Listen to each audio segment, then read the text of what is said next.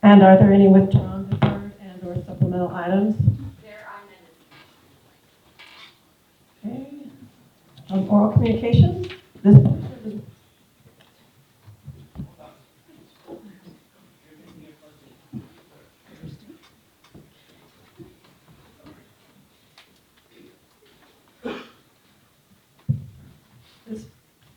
This portion of the meeting is reserved for comment on items under the consent calendars or items that are not on the agenda. Under the Ralph M. Brown Act, commissioners cannot act on items raised during public comment, but may respond briefly to statements made or questions posed, request clarification, or refer the item to staff. Speakers under this public comment period will have no longer than 2 minutes per speaker. Is there anyone that would like to speak? I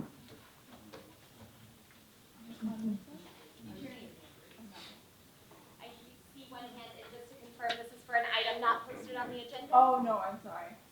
Sorry about that. Thank you. We will be taking administratives out of order, administrative matters out of order. Item 7A, approve revised class specification for the Public Works Director.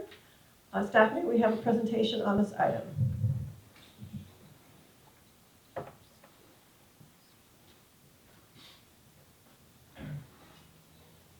Evening, Chair and members of the Commission. My name is Anaid Navarro, Principal HR Analyst. Before you tonight is a request to approve the revised class spec for Public Works Director and bring it forward to the City Council for approval. The class spec was last revised in 2004. Staff conducted a comprehensive review and determined that updates were necessary to reflect the department's current organizational structure and operational responsibilities. The revisions are non-substantive in nature and do not modify the minimum qualifications of the position. The purpose of the update is to modernize the documents, ensure alignment with the department's current functional areas, and maintain consistency with the city's class spec format. Specifically, the definition section was updated to reflect the department's current divisions, and the supervision and essential duties were revised to align with current operational practices. The former Ability To section was replaced with a core competency section consistent with the city's standards and evaluation framework. And lastly, the special requirements section was updated for clarity, and career ladder information section was added for consistency with other exec level classifications. I'm happy to answer any other questions. Is there anybody from the audience that would like to be heard on this matter? Seeing no one, is there anyone on the commission that would have a question for staff? We'll take a motion for item 7A. I'll make a motion to approve item 7A. Second. I will take a roll call. Commissioner Edelson. Yes. Commissioner Hamada. Yes. Commissioner Herring. Yes. Commissioner Cartsonis. Yes. Commissioner Cullis. Yes. Commissioner Sasaki. Chair Lewis. Yes. That passes 7-0. Thank you. That brings us back to item 6, the consent calendar. We will now consider the consent calendar. Matters listed under the consent calendar are considered routine and will be enacted by one motion and one vote. There will be no separate discussion of these items. If discussion is desired, that item will be removed by a commissioner from the consent calendar and considered separately. Is there anyone from the commission that would like to be heard?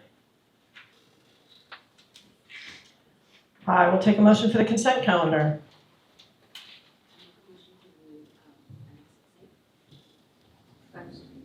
I will take a roll call. Commissioner Edelson. Yes. Commissioner Hamada. Yes. Commissioner Herring. Yes. Commissioner Cartsonis. Commissioner Cullis. Yes. Commissioner Sasaki. And Chair Lewis. Yes. That passes 7-0. That brings us to the hearing.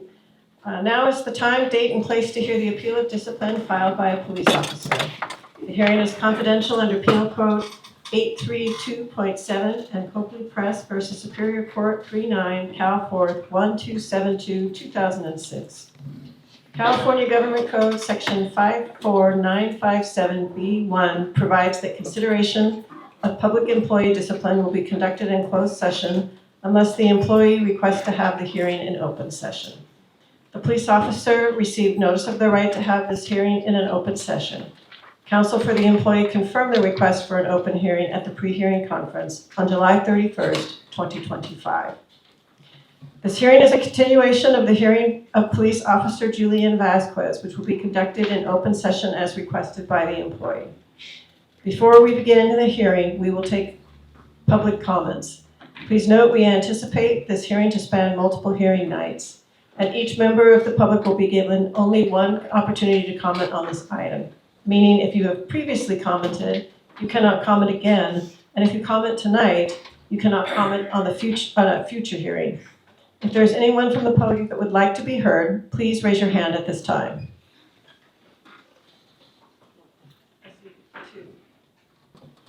Would be able to briefly as we did on the. If you would like to come forward and approach the podium.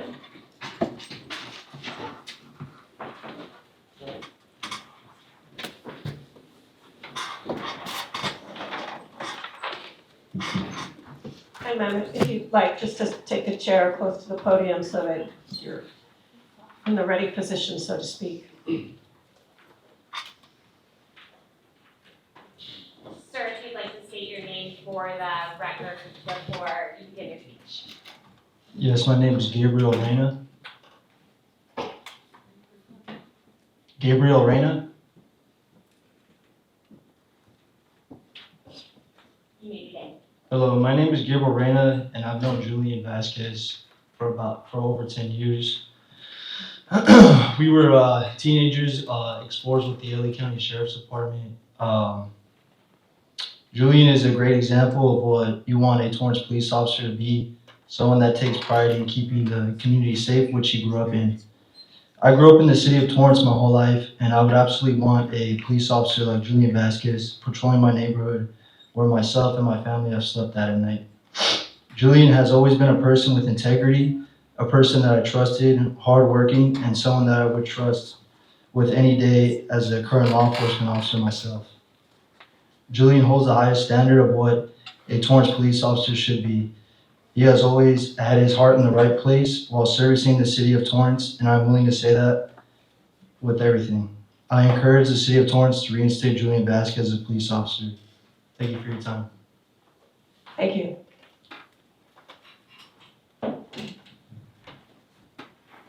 Good evening, I'm Brittany Frazier. Good evening, ladies. My name is Brittany Frazier, and this March, on March 1st actually, I'll have 20 years with Los Angeles County Sheriff's Department.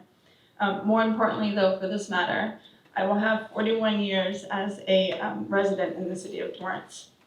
A few years ago, while I was working patrol, I had received a call for service where there was a man actively choking a goose. And I am a lover of people, and at the same time, I'm also an animal lover. And so I took the call seriously, saying definitely not on my watch. So when I arrived, however, I learned that the geese at this park had become very aggressive after being fed regularly by park patrons. And this particular goose had chased the man and was trying to bite him. The man was just trying very hard to push the goose away. And obviously it didn't look great because someone did call 911. So the truth is that the goose was being aggressive and this man was pushing the goose away. And in this case, the suspect was being aggressive and Julian was pushing him away. I will also add this about the rest. In my 20 years of law enforcement service, I've never seen or heard of this level of petty tiki-tack fishing expedition nonsense that TPD has conjured up. And I'm really actually halfway surprised they didn't mention that he forgot to print out his receipt for dry cleaning for his taxes, or that his left boot had a shoelace that was untied. Ironically though, that I also want to thank Torrance Police Department for doing such a great job advocating for Julian, because we are so grateful for his hard work of catching the burglary suspect, and we will truly never know how many lives Julian has saved with arresting the DUI suspect and seizing illegal drugs, as well as a gun, along with zip ties and gloves. And I know all of us have seen forensic files, so that could have gone pretty poorly. There has been a redundant reference to little mistakes, but the real mistake here is letting Julian go.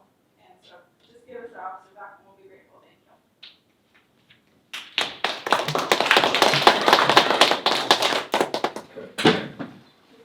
Thank you.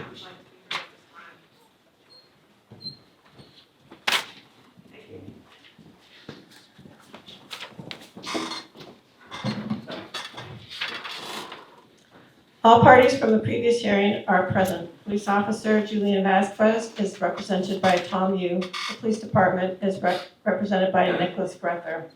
The formal rules of evidence need not apply. However, the Commission will exclude incompetent, irrelevant, and immaterial evidence. Any procedural requests or motions should have been made before the hearing, but the committee will consider a request or motion that was not evident until after the hearing has begun. Does either party have a request or a motion?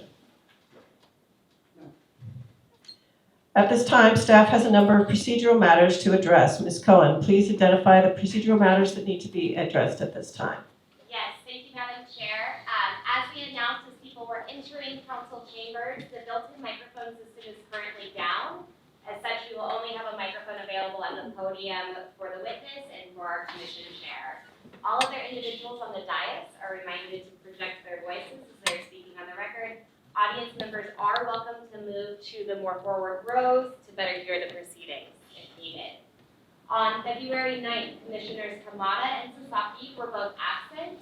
I will now confirm they were able to listen to the audio from this hearing date on February 9th and review the witness list to determine if they would have a personal relationship or conflict of interest that would preclude them from being, or preclude the commissioner from being able to hear this matter, or that might create a bias in this matter. In the department exhibit finder, the back of the first page is listed as respondent witness list. Commissioners Kamada and Sasaki, please review these names as I read them into the record. I will then ask you to disclose if you have a personal relationship with any of the witnesses for the appellate or department. If so, a discussion can then be held to determine if the commission will need to recuse themselves from this matter. For the appellate witnesses, we have Michael Chance, Brandon Gonzak, Andrew Lee, Martin Bukatek, and Arlen Wells. For the department witnesses, we have Danny Santana, Jeremiah Jay Hart, Charles Fisher, Julian Vazquez, Kent Crumbach, Jason Masalkis, Mark Underwood, Daniel Sid, Robert Dunn, and Mitchell Tavera. I will start with Commissioner Kamada. Were you able to listen to the audio from the February 9th hearing? Yes, there was. Thank you. Do you have any personal relationships with the noticed witnesses for either the appellant or department? So being a leader, if you can hear me, sorry, in my community, I host National Night Out at my house every year with my husband. So I do not have personal relationships with any of these parties, but they have attended or I have communicated with them, which was Bukatek, Chance, Lee, Santana, Hart, Fisher, Underwood, Sid, and Chief Dunn. Do either party have questions regarding the disclosure of Commissioner Kamada? Not from the public. Thank you.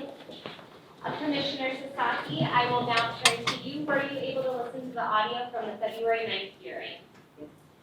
And do you have any personal relationships with the noticed witnesses for the appellant or department? Thank you. Based on that disclosure, does either party have any questions for Commissioner Sasaki? No. Thank you. Madam Chair, we can proceed at this time.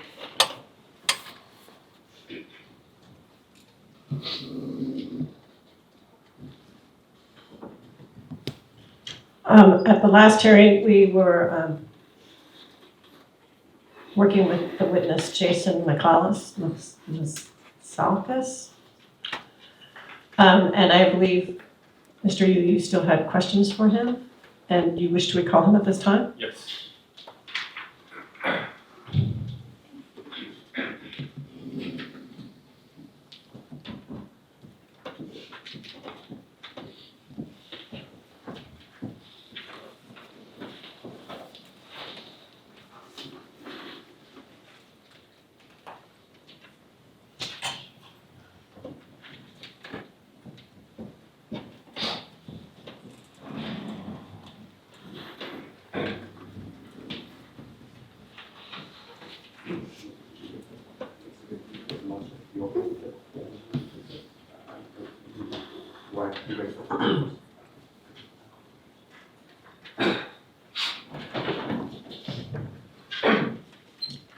Good evening, Lieutenant. I will remind you that you are still under oath, having sworn to tell the truth, and that the oath is still binding on you, and you must answer the questions truthfully. Do you understand? Thank you. A certified court reporter is taking a verbatim record of the proceedings. This is a gentle reminder to everyone to please pause in between someone talking before you start talking. If two people speak at the same time, it is difficult to differentiate which each person is saying. It is important to have a clean and accurate record, so please keep this in mind during the meeting. If we notice that people are speaking at the same time, myself, staff, or legal counsel for the commission may interject to ensure a clean and accurate record. Mr. Yu, you may continue your cross-examination at this time. Thank you very much. I'm going to pull up what's been marked as Appellant Exhibit D as in David. If Ms. Cohen can kindly pull that exhibit up. It's the demonstrative exhibit, and I just want to outline the cases that you investigated, okay? Because I think in the last hearing, just kind of bring us back, we're talking about Mr. Yusuf's DUI that was labeled under PD 2023-010, correct? Correct. All right. Ms. Cohen, if you can kindly pull that up. Yes, sir. All right. Could you enlarge that? Thank you. All right. And while she's getting that exhibit up, the PD 2023-010 had 4 separate incidents contained in the same exhibit. Is that right, sir? Can you restate the case number again? Yeah. PD 2023-010. It had 4 separate incidents contained within that case number, correct? I don't believe that's the correct case number. Okay. You investigated Mr. Yusuf, right? Yes. Okay. You also investigated Mr. Hamlin. Yes. You also investigated Mr. Hernandez. Yes. And if Ms. Coney can scroll down a little bit, please.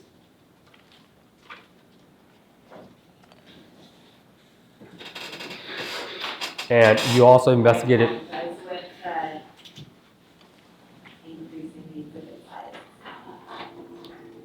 Also, if I could interject, we're all seriously looking for Appellant Exhibit D. Is that something that will be handed to us later?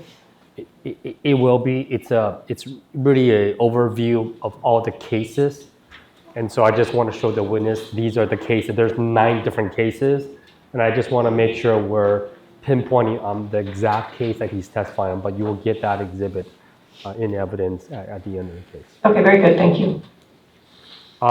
In any event, while she's pulling that up, the Yusuf case is investigated on the same case number as 3 other cases. Is that right? Yes, in addition to the use of case. Correct. All right, so 4 together in one case, and then we have the Personnel case and the Wimberley case, correct? Wimberley. Is that right? Yes. Okay, so we're talking about 6 cases that you investigated in total, correct? As the lead investigator. Correct. All right.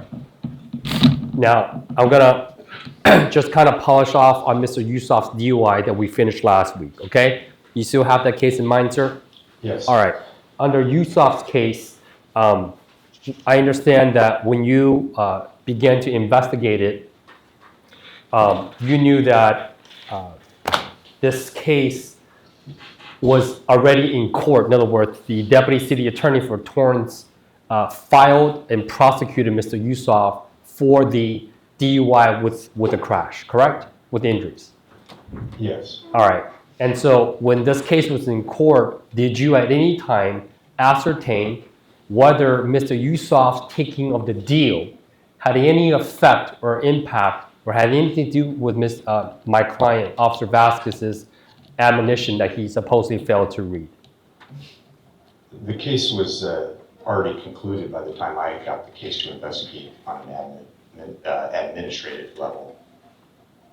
I understand that. So during your investigation, you knew that Mr. Yusuf took a plea that was not a DUI plea, correct? Correct. He took a reckless driving, correct? Correct. My question is, knowing that Mr. Yusuf took a less severe form of punishment, did you, as the lead investigator, ask the deputy city attorney, hey, did Mr. Yusuf take that deal because Officer Vazquez messed up on admonishment? Did you ask him that? I don't recall if I asked him that directly. How about indirectly? Did you put it in your report? Hey, why did this guy take a less form of severe punishment? Did that have anything to do with Officer Vazquez? Did you ask him that? I believe his conversation with me, he indicated that it definitely weakened his case. Not my question, sir. Did you, as the lead investigator, ask the prosecutor in this case if the plea bargain, if you will, had anything to do with this admonishment that was not read correctly to Mr. Yusuf? Yes or no? Did you ask him that? I don't recall if I asked him that exact question. Well, that's not in your report, correct? I believe I referenced the fact that he ultimately ended up taking a deal for a wet reckless. Well, you know that people take deals all the time for various reasons, right? You know that as a very tenured police officer and now a lieutenant, correct? Yes, people take deals for various reasons. Right, people take deals all the time for whatever reasons why the prosecutor and defense attorney work out a plea bargain, correct? Correct. So my question is, to be precise, because my client got fired from, as a result, in part, because of this admonition that was not read correctly. My question is, during your thorough, unbiased investigation, did you ask this question I just asked you? Did you ask the deputy city attorney, the prosecutor in this case, hey, did Mr. Yusuf take the deal because Officer Vazquez messed up on an admonishment? Did you ask him that precise question, yes or no? I don't recall if I asked him that exact precise question.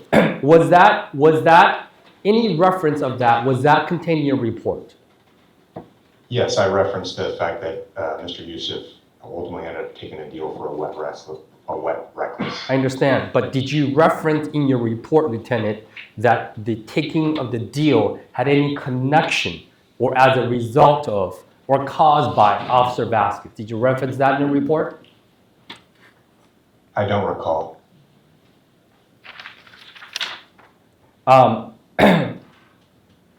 During your investigation and into this case or the 5 other incidents, did you ever review Officer Vazquez's performance evaluation?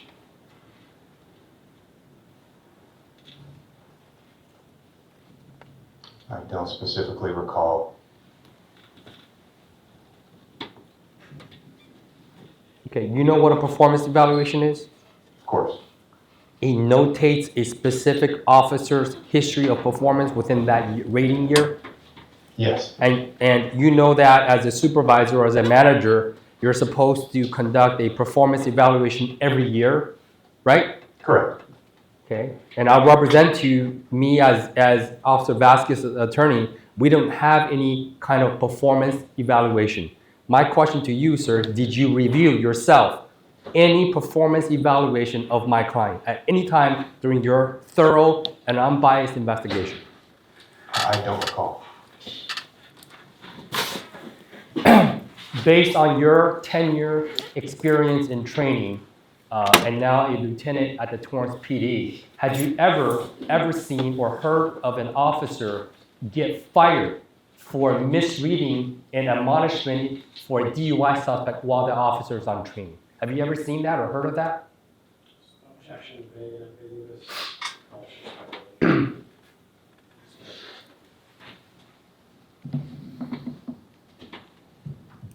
Counsel, I look to you.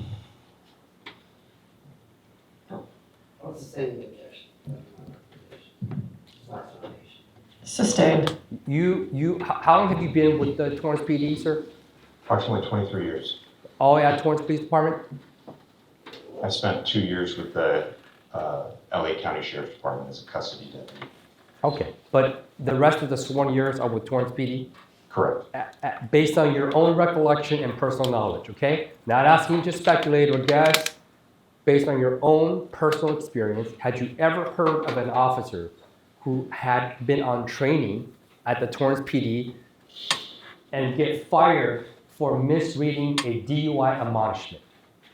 Objection. Lacks foundation.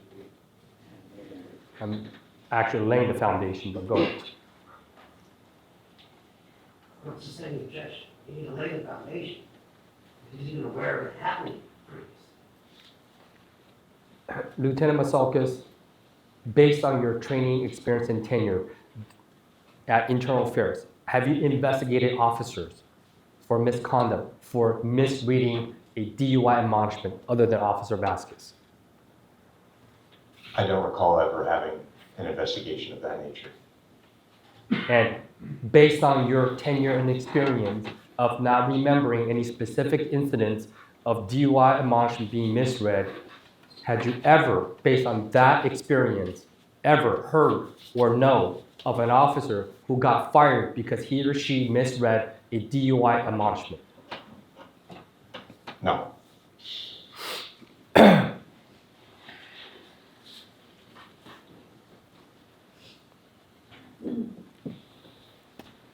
Now, when you investigated this case, and if you don't recall, I can always show you your report. It will be on Exhibit 8, Ms. Cohen, page 106 in that PDF document for Mr. Yusof. I can refresh your recollection, but listen to my question because you might remember this, Lieutenant. When you first investigated this case, when you spoke with Mr. Gonzak about this DUI, did you get the impression, based on your investigation, that Officer Vazquez mishandled the DUI investigation? Yes. And you knew at that time Officer Vazquez was on training, correct? Correct. And sometimes DUI investigations, sometimes people just make mistakes. Agreed? We're human. Yes. And now you're in charge, I suppose, I think you just got the job as a Detective Bureau Lieutenant, is that right? Yes, sir. Okay, but prior to today, so in other words, between the time of today and the time you're promoted, you're a watch commander in charge of a shift that officers work for you, correct? Yes. And underneath you, there is a rank of a sergeant, right? A field sergeant. Yes. But in any event, when officers make a DUI arrest, they have to run it by you, correct? Correct. Can you tell the commission, if you know, what is the standard field sobriety test for a DUI suspect on a traffic stop? What kind of test does an officer perform based on your experience as a watch commander? What kind of field sobriety test would you expect an officer to conduct? Objection made, ambiguous, and compound. All right, man, should be overruled. Overruled. So based on my experience, I would expect an officer who made an arrest for a DUI to document their observations of the person, to perform SFTs if possible, if the person can carry that out if they're not injured. I would expect that they would attempt to pass the individual to get a preliminary sample of their blood alcohol level. I would expect that they would ultimately, if there was probable cause to believe the person was DUI, that they would place the person under arrest, provide them with the proper admonishments, give them the opportunity to choose blood, breath, or urine, and then transport the person to the appropriate place depending on what their choice is. All right, thank you. My question is very direct and very specific, okay?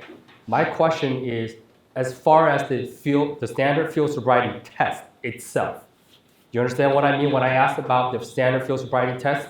Yes. What kind of test do you expect an officer to conduct on the field before making an arrest and doing their DUI investigation?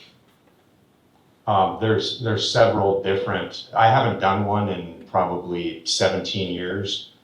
And in the initial DUI document that the arresting officer has to complete, there's several tests that an individual has to do to determine and provide and build probable cause that the person is unable to drive due to their toxicity, intoxication level rather.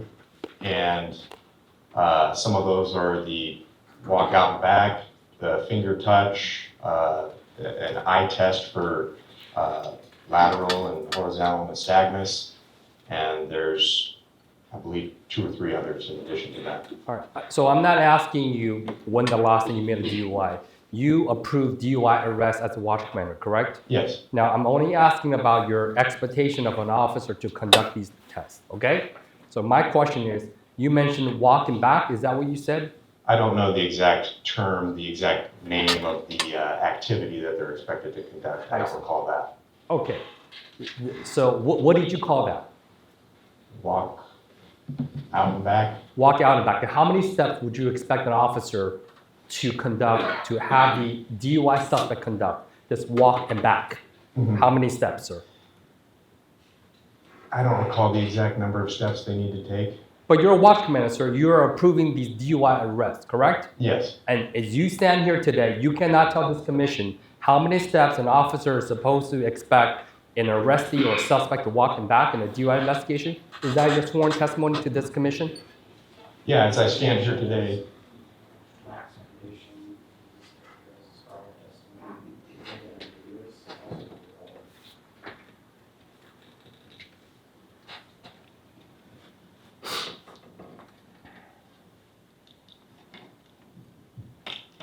I'm going to sustain that. How about the, you said this eye test, how many seconds would you expect an officer to conduct doing out in the field before they bring an arrest to you on a DUI suspect? I don't recall the legal requirement for number of seconds that you need to do the status check. How about the one leg stand? How much, what is your expectation of an officer to ask the DUI suspect to stand? How many inches off the ground would you expect that? I don't recall. What we do know is when you investigated Officer Vazquez, you held him to the perfect standard of reading the admonishment, correct? When he was on training. Can we agree on that? Objection, please characterize prior testimony today and give this also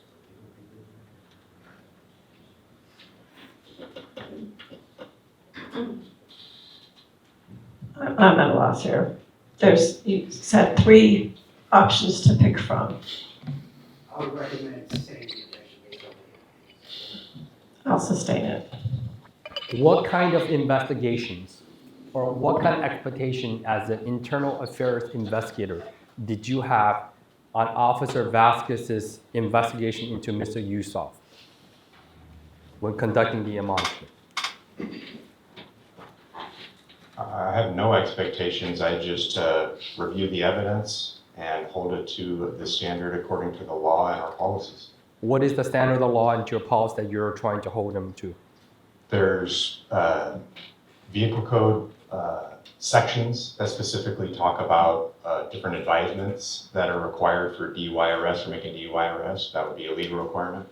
And then there's also policies regarding DUIs and conducting DUIs. And if a trainee's first time conducting this kind of investigation, would you as an internal affairs investigator hold them to that standard of knowing the policies and knowing the vehicle code? Yes. Did you know that when you're on training, sir, the first time you conducted a DUI, you knew the policies and vehicle code, just like you're testifying in front of the commission? I don't recall.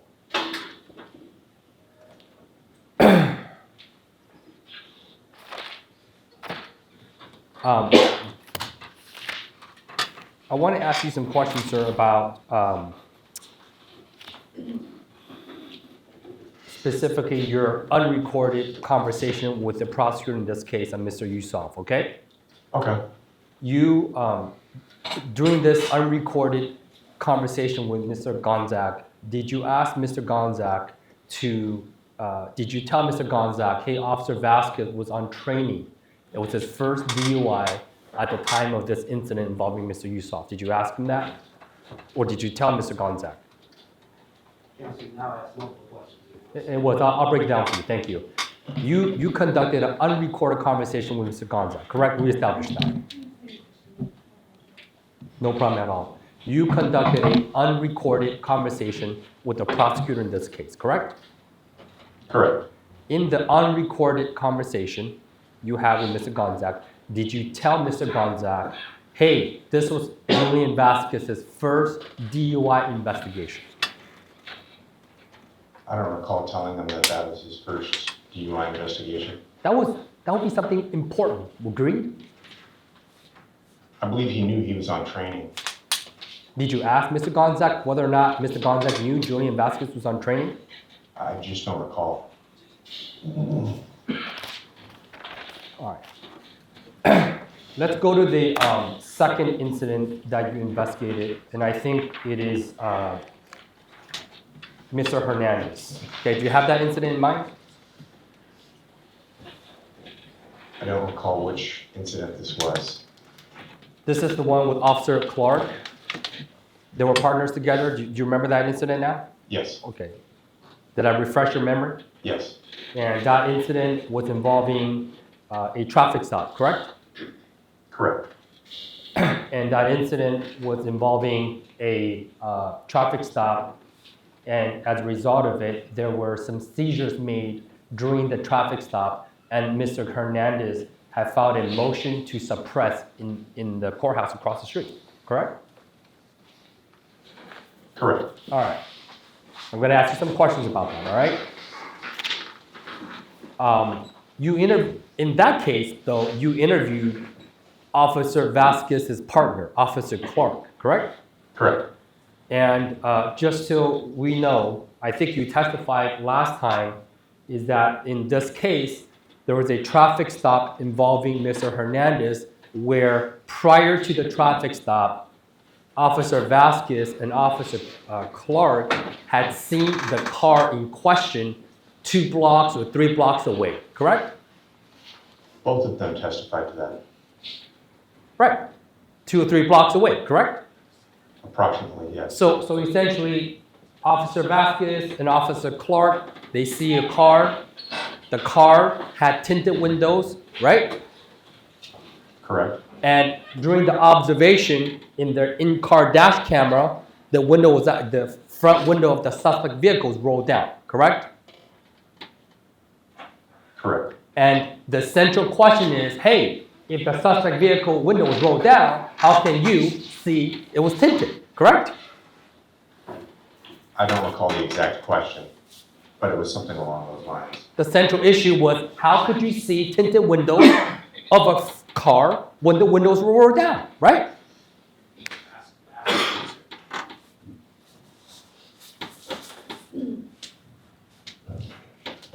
Thank you. That's sustained. What was the problem? What was the nature of the allegation, sir, that you remember? The nature of the allegation was potential dishonesty, report writing violations, and courtroom testimony. And it did come up in the motion to suppress about the window being down as it passed. Right. The issue was, how can you officers see the vehicle's tinted window when the tinted window was rolled down before you passed them, correct? I don't recall the exact question that the attorney asked him. Was that one of the allegations you investigated? Yes. Okay. And during that investigation, you also interviewed Officer Clark, correct? Correct. And Ms. Cohen, can we pull up to Exhibit 8? Yes, so in Exhibit 8, which file? It's going to end with the last file number of 33947. It's the folder. And when you click on, could you just pull up the first page so I can have the witness ensure that this is his interview? All right, Lieutenant Vazquez, I have before you the interview of Officer Jeffrey Clark, dated May 21, 2024. Do you see that in front of you? Yes. You recognize this document? Yes. This is a true and accurate document of the transcript of your interview with Officer Clark, correct? It appears to be the transcript that I had transcribed, yes. And one of the one of the issues in this case, as you said, was on page 1, lines 6 through 10, there's an allegation of potential dishonesty and violation of policy and other, correct?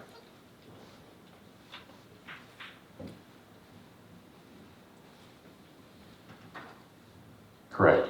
All right. And Ms. Cohen, if you can go to page 4, starting in line 20, please.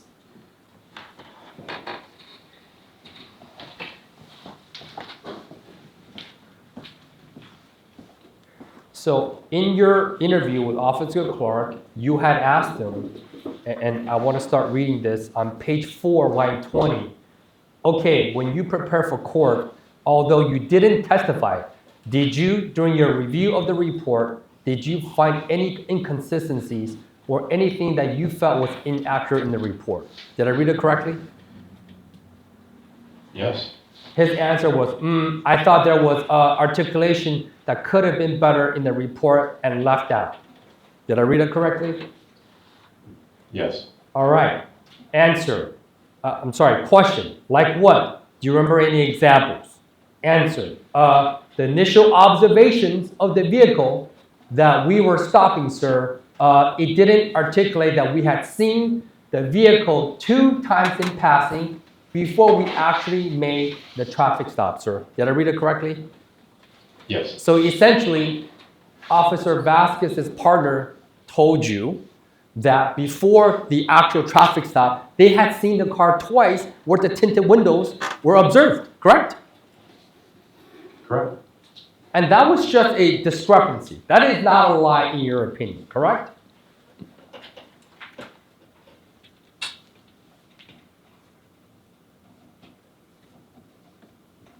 What exactly are we talking about? All right, so when you asked Officer Clark, and I'll read it back to you because this is something you asked, on line 20, you said, did you find anything inconsistencies?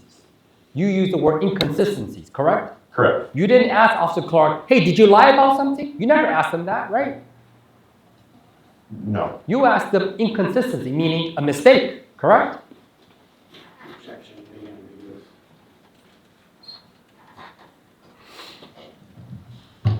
Please answer the question if you can. I asked him if there was any inconsistencies or anything inaccurate in the report. Right. Meaning sometimes officers make mistakes in a report, correct? It shouldn't happen, but unfortunately, it can from time to time. Right. And in this case, you knew based on your thorough and unbiased investigation that these officers saw the car before they pulled the car over and saw the tinted windows, correct?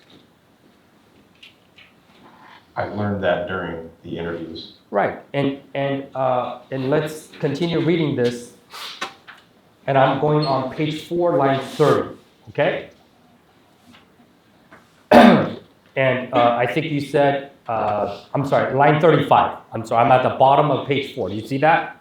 Yes. All right. Question. Okay. So before making the traffic stop that evening, well, let's back up. Were you the driver or the passenger of the vehicle? Answer. On page 5, line 1. The driver, sir. Question by you. And before making the traffic stop on that vehicle you're referring to regarding the arrest, you and Officer Vazquez had seen the vehicle at least once. Answer. Yes, sir. Question. Prior to making the stop. Yes, sir. Based on those responses, did you have any reason to believe that Officer Clark was lying to you? No.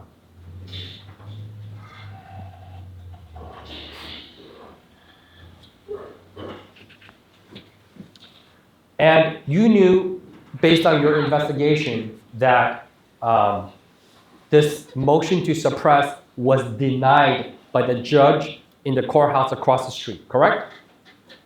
Correct. And by the way, did you interview Mr. Gonzaga about this incident or the prosecutor in this case about this incident? Yes. And did you ask him, hey, what happened here? They did see the car before they made the stop.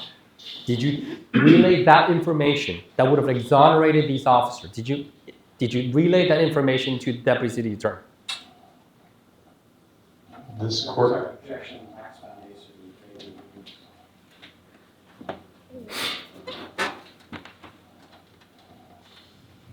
Sustained. Did you tell the prosecutor that these officers, in fact, saw the tinted windows prior to making the traffic stop? no,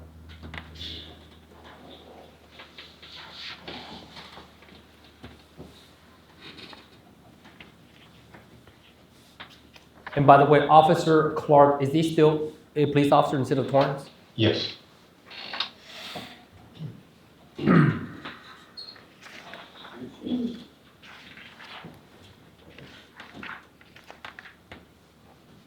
All right, I'm gonna move on to another incident that you investigated. This is Mr. Maldonado. Do you have that in mind, sir? Do you know which case I'm talking about? This is a traffic stop at the mall, okay, yes, the bullet hole? yes, Okay, you know, you were the investigating officer on the case? correct, All right. You have the case in mind, sir? yes, sir. Okay. So this case was a traffic stop of a motorist at the mall, correct? Yes, And in summary, what happened was Officer Vazquez stopped the car, did a pat-down search for weapons of the car, recovered a pistol and some other item, correct? correct, Okay. And the case was ultimately not filed by the prosecutor's office, correct? correct, And you were in charge of investigating this incident, correct? yes, During your investigation, let's start with some training issues. Did you identify when and what Officer Vazquez was trained on in relationship to the search of a vehicle? Did you ascertain anything like that? not prior to the interview, How about after the interview? during the interview, Okay. And Ms. Cohen, can we pull up Exhibit 14, please? 1-4. In fact, you had identified some of the training that my client undertook, correct? correct, And we'll go through the training.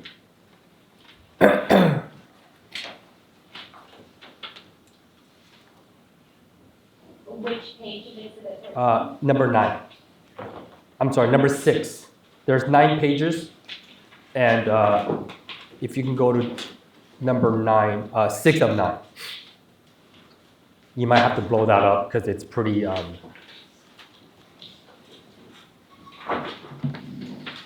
And you can, it should be in that book, Lieutenant. So if you want to look at it.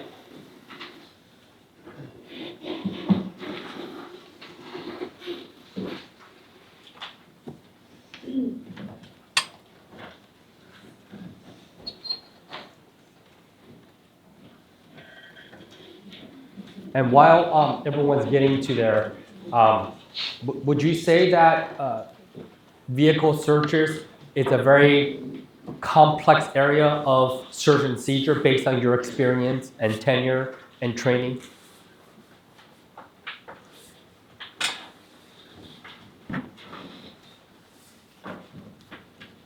I don't know if I would characterize it as complex, but there is a whole field of search and seizure. There's a lot to know. And case laws change constantly, agreed? Yes, So in other words, today you can do this to a car, but tomorrow you need a warrant or you need some other legal justification, agreed? case law does change from time to time. Right, so would you agree that it is important for the Torrance Police Department or any law enforcement agency to conduct constant training so that your officers know what they can do and what they cannot do on the field? Yes, That's important, right? yes, Because after all, would you agree that police officers, at Torrance PD at least, they're there to enforce the law, correct? yes, And without making any legal conclusions, you gotta know the law to enforce the law. Agreed? agreed. All right. So I want to show you Officer Vazquez's training. And Ms. Cohen, is there any way you can just blow that up a little bit for on page 6 of 9? Yes, we'll just have to scroll. Okay.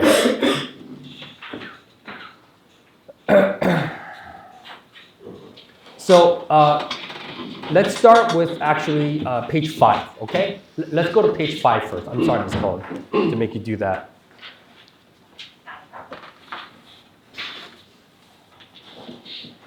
All right, so this is the employee portfolio. In other words, this is a printout of Officer Vazquez's training record.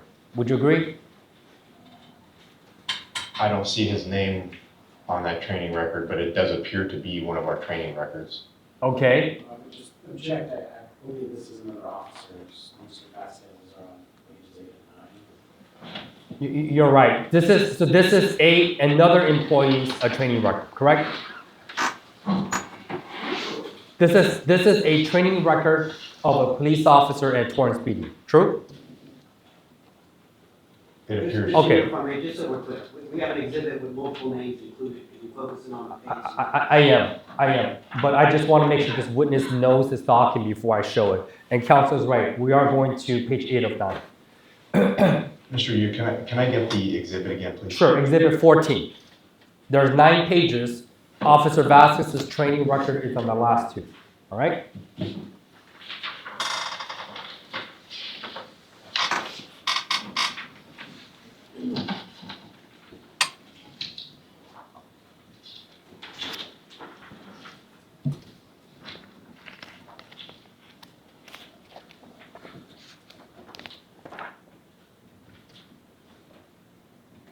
Let me know when you're there, LT. I'm there. All right. And you got this document, correct, for my client? Objection, the document is- I'll rephrase. Do you dispute the content therein of this document? No. All right, let's go over it. All right. So on top, on page 8, you have the title and then the type, date attended, and the end date, correct? Correct. And then you have the total hours, and there's a bunch of other columns to your right. You see that? Yes. Okay. So this incident happened on November 5, 2023. I don't think counsel would dispute the date. Prior to this date, I want you to go through this document and tell this commission how many hours of vehicle search pat-down training did Officer Vazquez receive before this incident? I would just object, it's very ambiguous and false.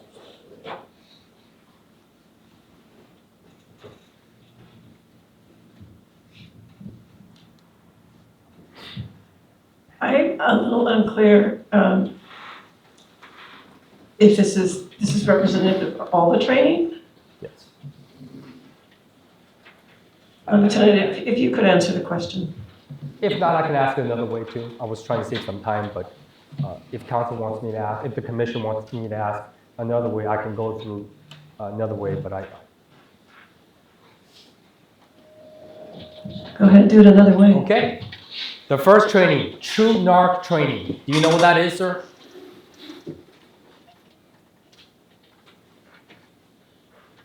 I believe that's a device to test narcotics. Is that a training involving vehicle pat-downs?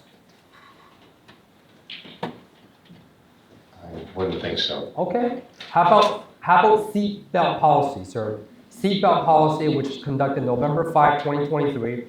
Do you know if they teach that? Seatbelt policy, does that have anything to do with vehicle pat-downs? No. Okay.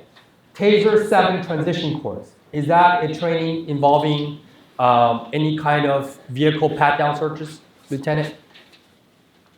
Probably not. Okay. How about briefing training? Did you find out what that is? No. How about UOF, debrief, verbal de-escalation, and position of disadvantage? Does that have anything to do with car searches and pat-downs of vehicles? No. Okay. Pat-down searches. Did they talk about vehicle searches and pat-down searches? Do you know? I don't know if they specifically did during this particular training course, but it's covering that category. Okay. Did you find out, as a thorough and unbiased internal affairs investigator, did you find out if pat-down searches contain vehicle pat-down searches? No. And pat-down searches to you, not telling you to formulate any legal conclusions, but pat-down searches to you is when you encounter a suspect out on the street and you're searching or patting them down for weapons in their outer clothing, correct? Correct. All right.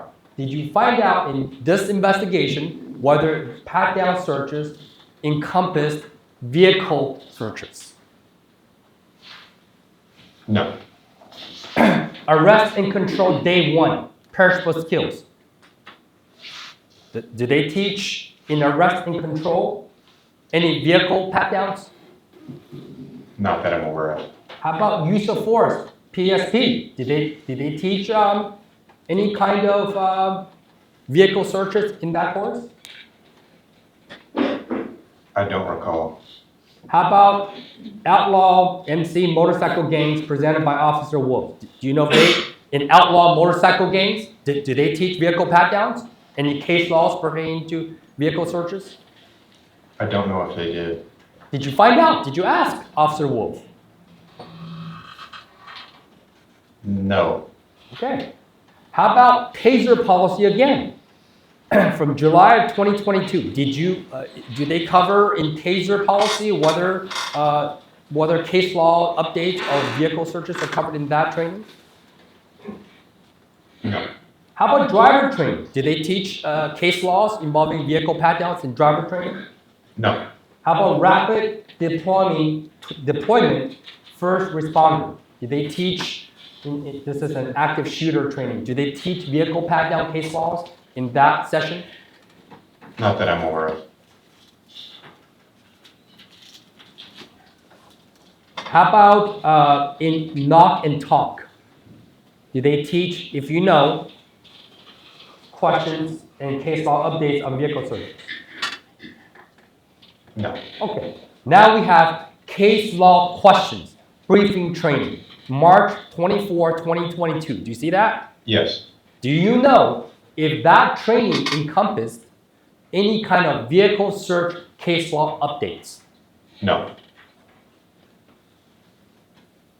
How about I'm on page 9 now, if you want to flip it over, I'm on top of page 9.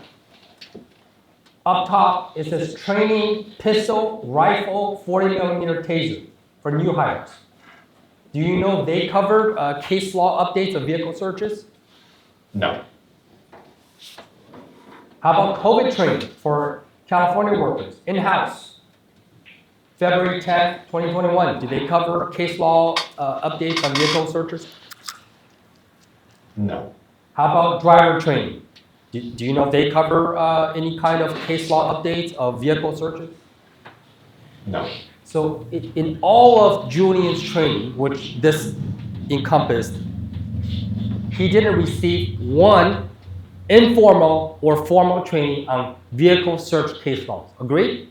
Per your Torrance PD paperwork. Not that I discovered. Sure, but did you find out? Did you find out to something that you didn't discover here between the time that you investigated this till today? That somehow maybe he got some other form of training on vehicle searches outside of Torrance PD? No.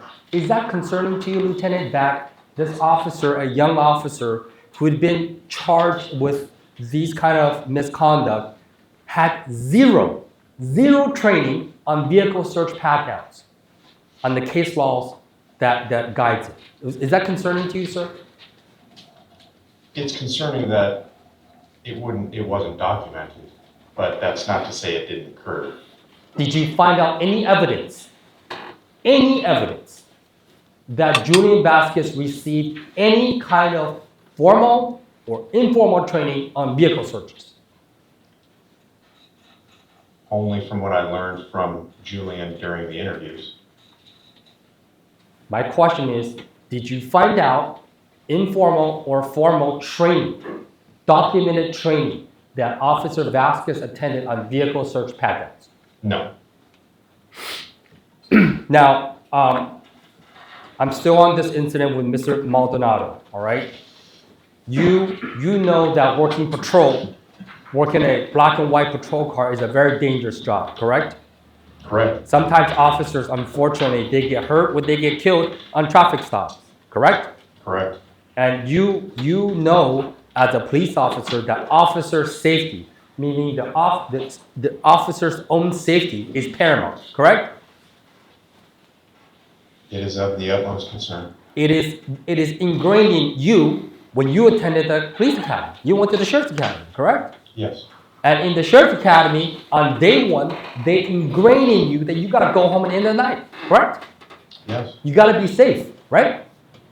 Correct. So day one, you understand based on your tenure, your experience, and your training that officer safety is the #1 concern for a street police officer assigned to patrol, correct? Yes. And as such, you, as a lieutenant, you also trust officers with discretion on what to do and how to do to keep themselves safe. Agreed? Within the boundaries of the law and our policies, yes. Correct. And you understand, and again, I'm not asking you to render a legal conclusion, but you were assigned to the narcotics team for Torrance PD. You were a detective for a long time, correct? Yes. And you know when the prosecutors, when they charge someone with a crime, their proof and their standard is higher than those of an officer making an arrest on the street, correct? Yes. Because to charge someone with a crime based on your own experience and tenure, the prosecutor must prove the case beyond a reasonable doubt, right? Correct. And based on your experience, that is the highest proof in this country, right? Objection calls for a conclusion. If you know. You can answer the question. It is one of the highest levels of burden of proof. And for an officer to make an arrest, it is probable cause, right? Correct. One of the lowest proof, correct? I wouldn't say it's one of the lowest, but it's lower than beyond a reasonable doubt. So at times, based on your training experience, had you ever made an arrest, Lieutenant, in narcotics or as a detective or any time where you made an arrest, the sergeant approves it, the watch commander approves it, but then the prosecutor doesn't charge? Yes.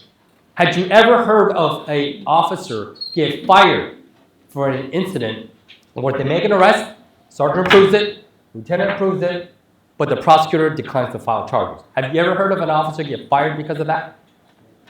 Objection. Also, we characterize that. Counsel, what did you say? I was to say, the objection, we got that. It is. I'll rephrase. Thank you. You worked in internal affairs for how many years? Approximately 2.5 years. Okay. And then before that, you were a detective? Yes, sir. How long? Approximately 5 years. How many cases have you personally investigated, arrested, but the prosecutor didn't file charges? I don't know the exact number. More than one? Yes. More than 5? Yes. More than 10? Probably. Safe to say you're not fired? Correct.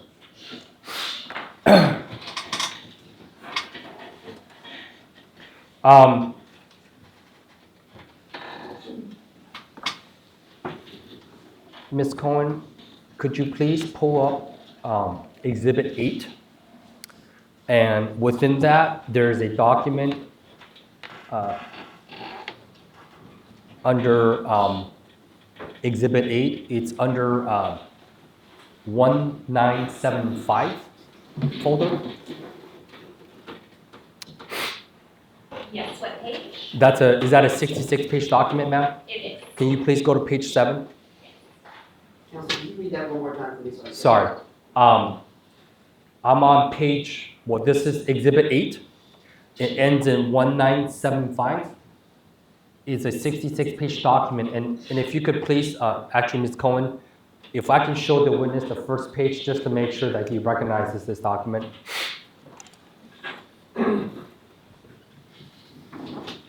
And if you could scroll down just a little bit down.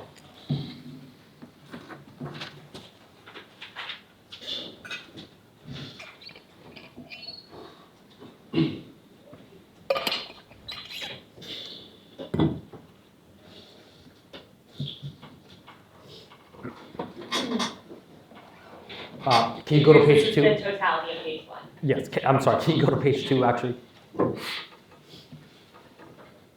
All right, right there. Thank you very much. Sir, you recognize this document that's published, page 2 of 66 on Exhibit 8, ending 1975? Yes. And that is the document, it's an arrest report involving Mr. Maldonado, correct? It appears to be, yes. And it's at the location is at the Delamo Mall, right? Outside of Nordstrom? Yes. Okay. And Ms. Cohen, if you can please go to page 7 of 66.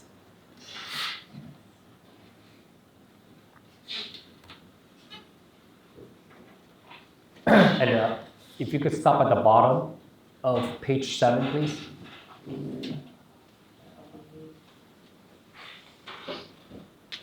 All right. Is there a way you can just blow up the approval by the supervisors?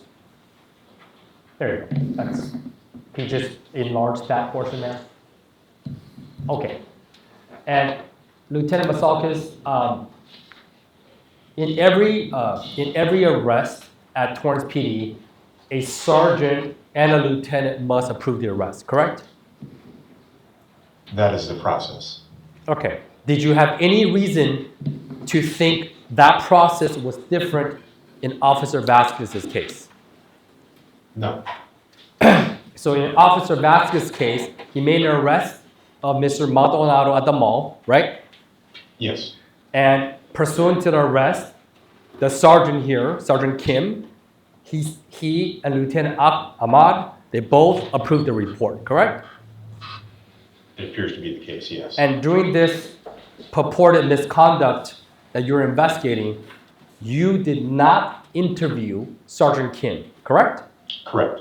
You did not interview Lieutenant Ahmad, correct? Correct.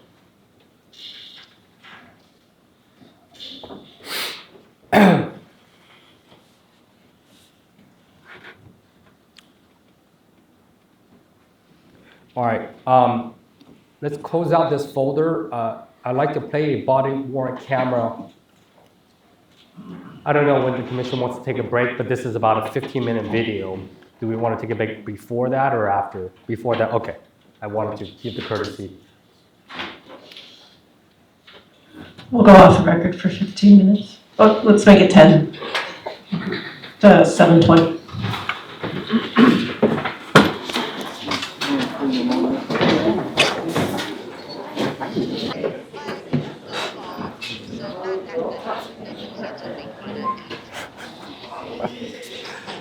All right, love you guys.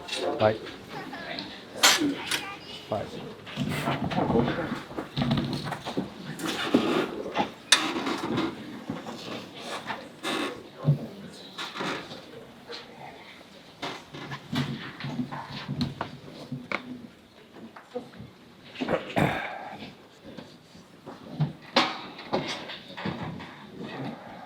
You have the volume? The volume.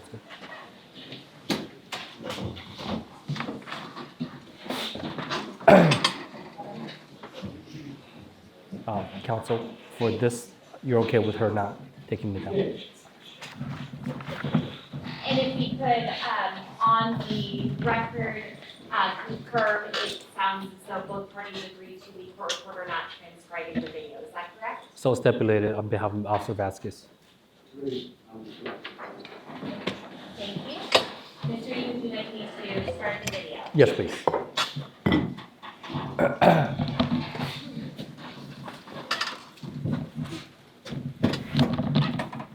Oh, and to confirm before I play, can you just put on the record that there are Sure. So we're playing a video from Exhibit 8. It's under the BWC videos folder. And this will be the video on the 4th subfolder in the BWC videos folder. This folder is named 23004 1975 with the words DAFC gun arrest. And now there's another folder within that folder, I didn't name it, and it has an Exxon Body 3 video dated 2023-11-05. And this will be the first out of 6 videos. Thank you. And if you could just play the first 2 seconds, and I'm gonna pause it and ask the witness some questions, and we can start. Get your hands outside the window. Could you stop it, please? And we're stopping it at 2 seconds. Lieutenant, you recognize what's depicted in front of you? Yes. This is the body-worn camera of my client in the traffic stop of Mr. Maldonado, correct? Yes. And this is the camera that you viewed, you reviewed, and you extracted as part of your investigation? Yes. All right. Both of them. What's up with that, bro? Why you were driving away like that? Like, trying to get away from me. You jumped across like 3 lanes and then pulled in here and then made another right. I forgot, bro. You know what's up, man. Where's your driver's license at? You riding dirty or something? Why you drive like that, my man? Because, man. You been arrested before? No. Well, why you trying to get away from me like that? Be honest with me, bro. No, I gotta be tired. And I see you guys, I see you, you know? And, Roll in your back window.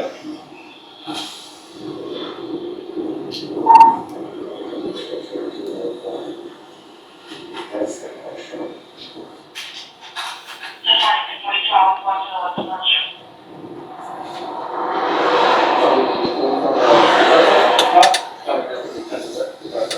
Let me be clear with you, my man.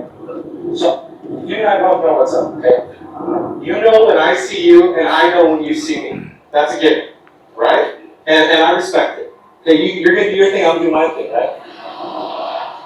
I'm gonna come out on top today, though, right? So here's the deal. I understand you really you're just trying not to deal with the getting a traffic stop, right? But my man, it would be way easier, way faster if I jam you up on the street. You just be chilling and then what's up, man? Let it go through the rolling instead of trying to get away and then I'm like, what the fuck is this guy trying to hide, right? I don't know if he got a gun or something like that. That's what they drive like when they got a gun and they're driving dirty. Am I right? All right. So you've never been arrested? Stop the video. Okay, we're stopping. 1 minute, 46 seconds. All right, so 146, and Lieutenant Vazquez, based on so far this interaction, can we agree that my client has not done anything wrong as far as policy-wise, based on your experience, your tenure, and your investigation? So far, so good, correct? Yes. So far, he's contacting this guy. So far, Officer Vazquez is doing everything he's supposed to do, correct? Yes. He's talking to him because backup's on the way. He's got to buy some time to verbally talk to this suspect, to this guy that's driving the car, right? Yes. And you know, based on your training and experience, that sometimes people make numerous lanes change to get away from the police, right? Yes. And that is a kind of a sign of deception, sign of somebody may have done something wrong, correct? It's a sign they're trying to get away. Your antennas goes up, right? Your officer safety, your training kicks in and you want to be on alert, correct? Yes. All right, continue please, thank you. No? You from anywhere? You been? Not Harbor City or nothing like that? Is there anything illegal in the car? Yes or no? Can I search the car? Huh? Yeah, but what? No, I don't. That's why I'm trying to feed you right now, man. Say yes or no? No. Hang tight for 1 second, okay? Yeah, no problem.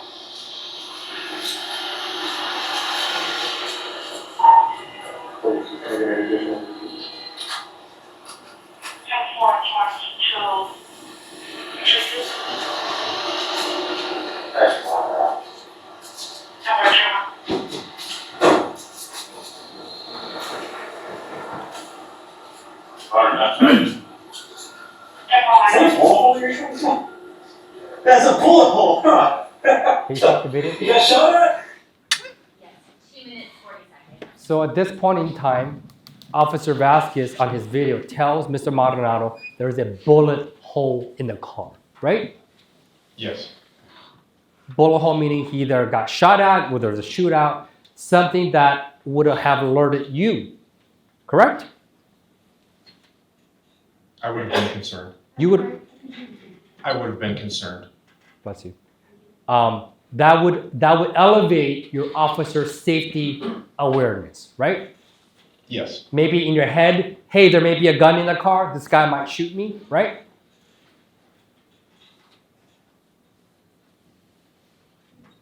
Yes. Continue, please. Where?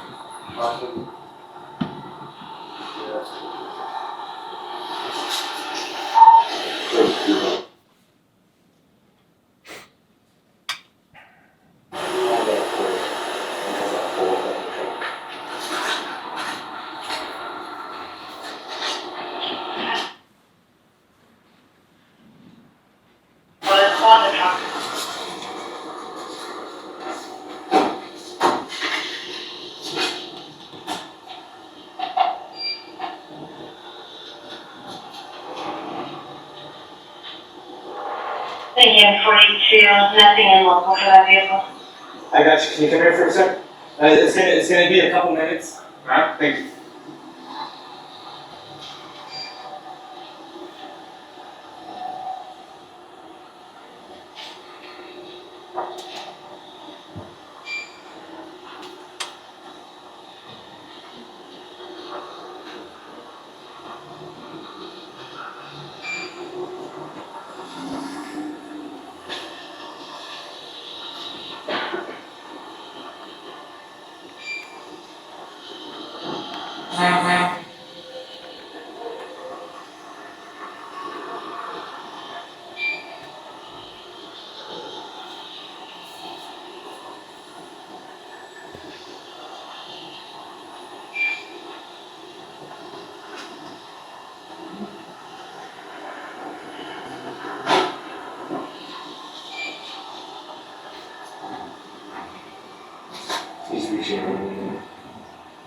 Can you pause that, please?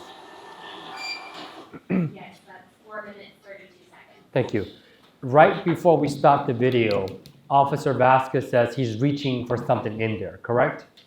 Something to that effect, yes. We call that, or do you call that a furtive movement? Yes. A furtive movement is when an officer on a traffic stop is stopping a motorist and the officer sees the motorist of suddenly reaching for something, correct? I don't know if it's suddenly, but you would definitely be reaching for something. And based on your experience, sir, as a patrol officer, as a sergeant, a watch commander, and now a detective lieutenant, that is another cue for an officer to believe, hey, there's something going on in that car, right? Yes. That would have concerned someone like yourself, that you see a bullet hole, now a guy evaded you, now he's now doing some reaching inside the car, right? I would have had increased concern. Increased concern, right? Sure. And I know we're here in a nice air-conditioned room, but out in the field, officers don't know what they're encountering, correct? You didn't know when you're out there patrolling the area who you're encountering, correct? Absolutely. Would you agree that officers out in the field, they do not know what kind of call, what kind of suspect, motorist they're encountering? Yes. And so they have to take some precautions, extra precautions. When someone is invading them, car has bullet holes, now they're reaching for something, right?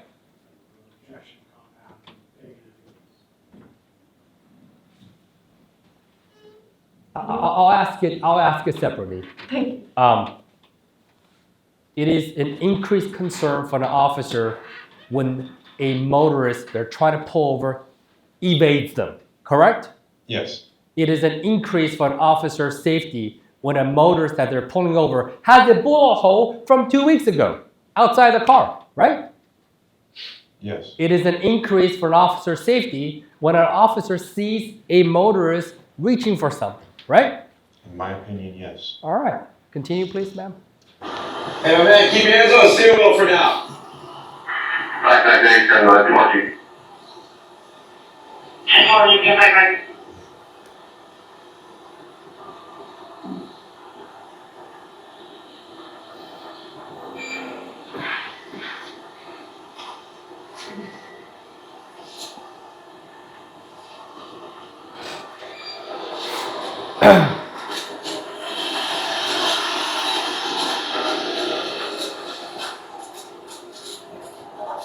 go to put your phone over there for a second, okay?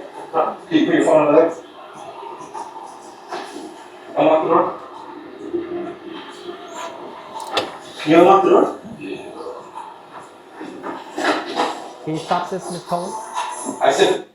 Yes, 5 minutes, 22 seconds. So at this point in time, a secondary officer arrives, so Officer Vazquez and his partner can pull this guy out of the car, correct? Yes. And you're not telling this commission that you yourself would not have pulled Mr. Maldonado out of the car, correct? You're not saying that.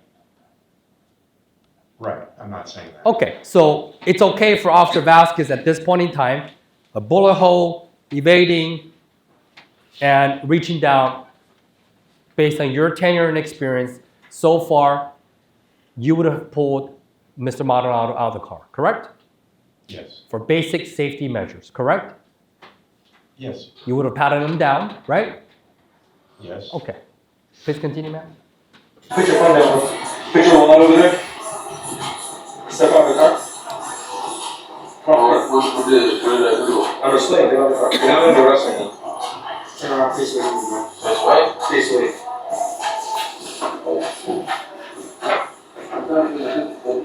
Okay. Sure. One of the screams like you're praying, bro. Yeah, like you're praying. Why are you acting weird? Come here. Hey, come on, bro. Don't tell me nothing. Why are you holding your hands apart?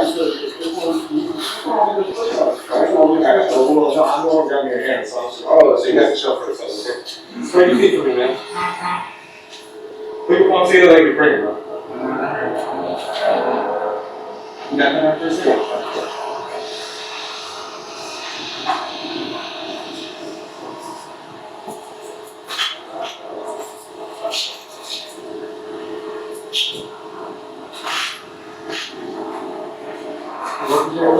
You okay? Oh, yeah, you're tripping all over. This whole street. Just stand up. Like, take your feet and stand up.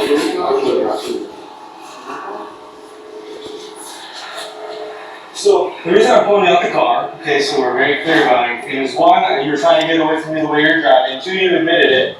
And three, you have a bullet hole in the back of your car, and you're reaching around for stuff that I told you not to do.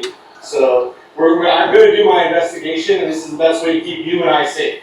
Does that make sense? Move my car out of the way. You just see that, Could you what stop just that, saw. Ms. Cohen?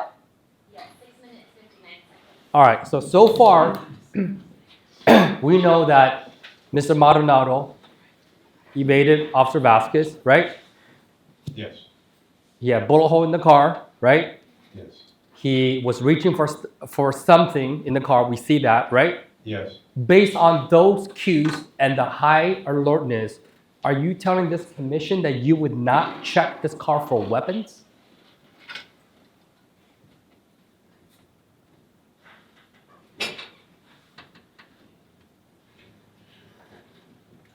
I don't know what I would have done at the time. You don't know what you would have done. Given those circumstances. Let me ask you a different way, Lieutenant. Based on what I just told you, would you believe it was improper for Officer Vazquez to check the surrounding areas, given all the things I just told you, to look for a gun potential? Talking about conducting a vehicle pat down. Yes. I'm sorry, could you say your name? I said you're talking about conducting a vehicle pat down.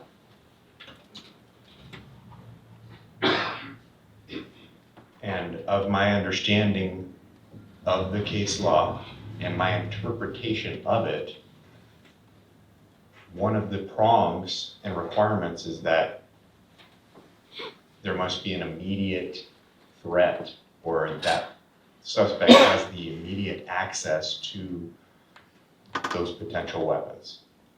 So what you're telling this commission is based on the high alertness, based on the bullet hole, based on the evading, based on him reaching, you would just let this guy go without checking for weapons. Is that your testimony? Objection is incomplete hypothetical. As well as relevant. Counsel? I was just saying the objection on incomplete hypothetical. Sustained. Had you ever yourself conducted a traffic stop where somebody's reaching for something and checked for weapons? Had you done that in the past as a street cop? I don't recall ever one particular incident where I conducted a vehicle pat-down search. Okay, so your sworn testimony is that it was, or is it improper for Officer Vazquez to check that car for weapons? It is my testimony that my interpretation of the case law related to vehicle pat-downs and the requirement by that case law that the suspect has to have immediate access to those weapons, that within my understanding, I'm not an attorney, but my understanding of what I read of the case law, that the requirement is that there's an immediacy to that. And he was handcuffed, had already put out a code 4, and quite a distance away from the vehicle when they conducted the vehicle search. So in my opinion at the time, I felt it was inappropriate. Okay, so your opinion is that Officer Vazquez should have said, Mr. Maldonado, have a good day. Thank you for your cooperation. Is that your testimony? No. Objection. Witness answer. Sustained. What case law are you referring to, sir? That's right. No, I would just move to strike. I have no question. I don't think counsel can strike my question. He can strike the answer, but I don't know what evidence code he's referring to. But the evidence code that in California, you can strike a response after an objection is granted, but not a question. I would just move to strike the response and the objections. Please strike the response. What case law are you referring to when you testified that based on the case laws that you understood? Tell the commission what case law you're talking about. There's a couple of case laws that I'm discussing, and all of them are included in my case book. I believe I included a whole section by the Alameda DA's office, who puts together comprehensive interpretations of very complicated court cases that regard specifically search and seizure. And so there was a couple of case laws, I believe Michigan versus Long, and at least one other that was included in the discovery for this case. And you certainly knew that Sergeant Steve Kim and Lieutenant Ahmad signed off on the arrest, correct?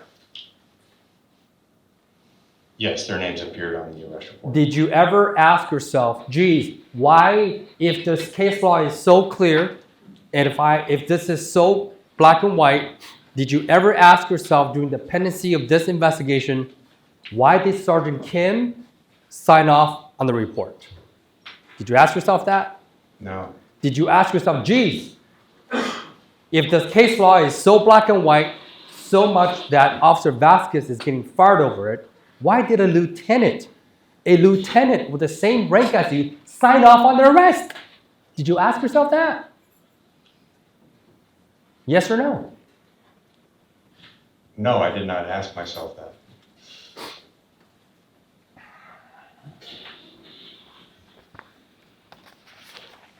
Can we continue playing? Right now, well, the fact that. Well, detention is a rolling event of scenarios, am I right? So from the time that I originally see you, right, the time that you begin to start trying to get away from me, So the traffic stop, to see the bullet in her trunk, to you acting nervous and anxious and suspicious, and that's a cycle of events, okay? So come over here.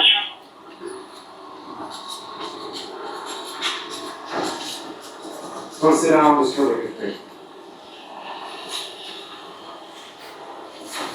You got your fingers crossed your ankles?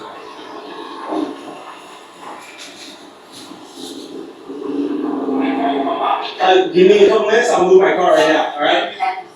Yeah, if you can.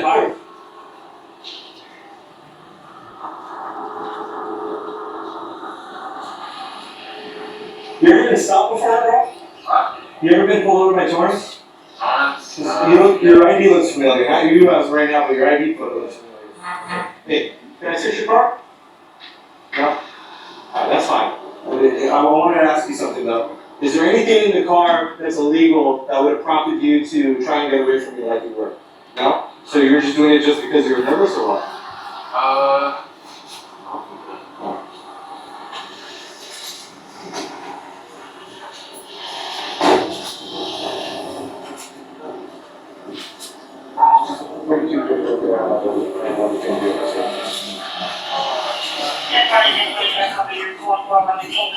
We're gonna search. Yeah. So he was trying to get away from me, and so obviously main area, and then he was reaching around. I told him like 3 times to stop. So right now we're under the pat down exception. Yeah. We're gonna razor blade right here.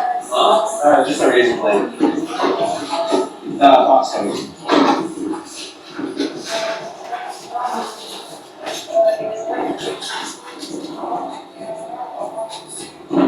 Oh, that's fine. Not that bad. Hey, yours.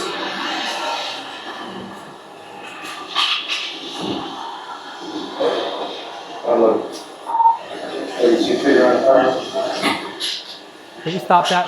9 minutes, 31 seconds. So your testimony is that, I think if I understood you right, and just asking a clarification question is that you did not believe, based on what you just testified, that Officer Vazquez, under your, in your investigation, was justified to do this pat down of the car, correct? Can you ask the question again, please? Sure. Based on your investigation, you were the person that investigated this, correct? Yes. Okay. Based on the thorough and unbiased investigation you conducted, is it your opinion as the investigator that Officer Vazquez was not justified to conduct a limited pat-down of the area in which this furtive movement was made? I believe it's a gray area, and I believe that, like I laid out in my case and what I've testified to today, that my interpretation of the case law at the time of this finite situation and how it applies to this particular stop, that based on those circumstances, I agreed with the city attorney, it was probably not a justifiable vehicle pat-down search. Very well. Is it fair to say, without speculation, is it fair to say, in your opinion, if Sergeant Steve, Kim, and Lieutenant Ahmad signed off on the report, that they didn't have a problem with the arrest?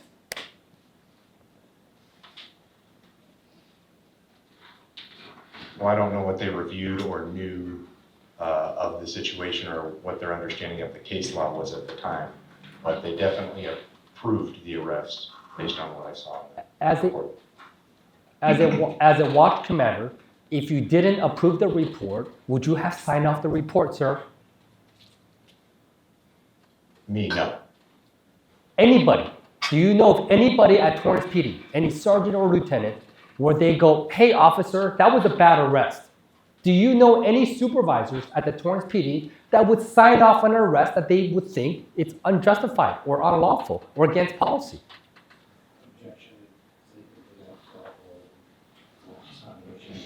Sustained. Sir, how long had you been a supervisor at the Torrance PD? Approximately 10 years. Okay. Out of 10 years, how many arrests have you approved? Countless. Out of those arrests you approved, had you ever disapproved, meaning not approved an arrest? Yes. In those times, did you put your name on the bottom of the report, Jason Vazquez? No. Did you put your name to say approved, but then you really disapproved? No. Thank you. Continue, please.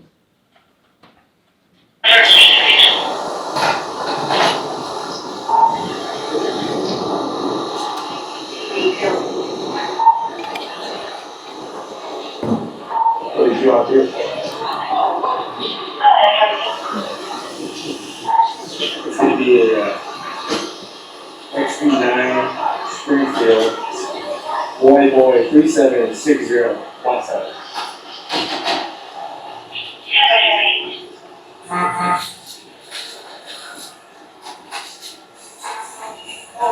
There's gotta be, so this guy, I'm pretty positive about uniform, oh, there's got a bag in there.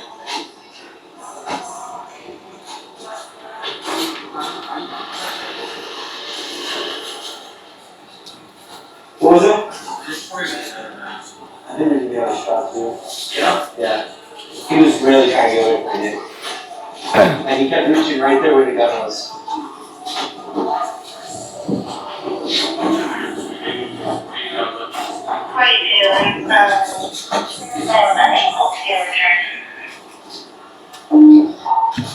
Pretty key copy, right? You need to contact them and you can see or someone else to be able to run this firearm. Possible of being under someone confirmed if this is using a criminal or they still a firearm. Did you want to wait on two or back on one? I'll go back to him for now, thank you. Yeah, go back on. Yeah, this is Mars. Just jump in the ring. What was this one? So this was in the center console, right? I got them ready. Alright, yeah. I'm expecting transit will be at Hawthorne, after pushing transit at the southeast corner, Good judgment will be sidewalk, determine the culture of white motorcycles are coding. The other, there's another driver, traffic to pick up the trash, but then, trash. Look.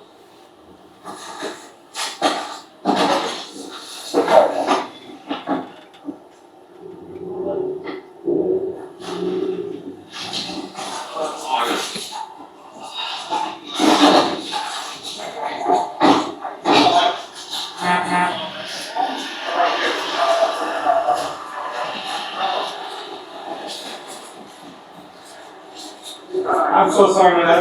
So, he was trying to get away from me. There's a guy in the car. He's just, I'm running at the lead. I'm so sorry. No, take your time. Appreciate you. And to the parking lot, bye baby. 10-12-5-2-9-17, bye baby, parking lot.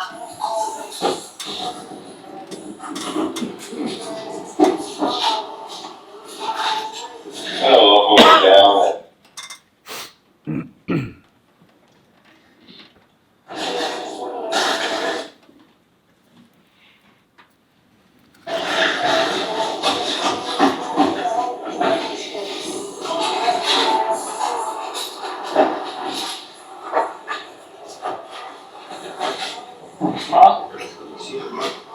I had to move this seat off for it, I'd be able to center this one.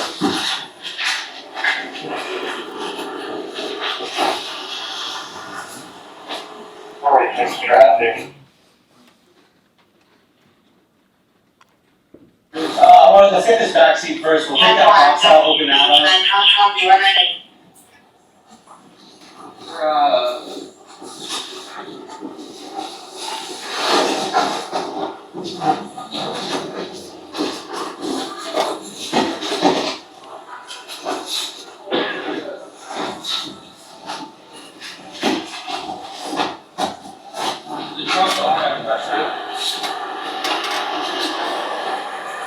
no, if you could. Thanks.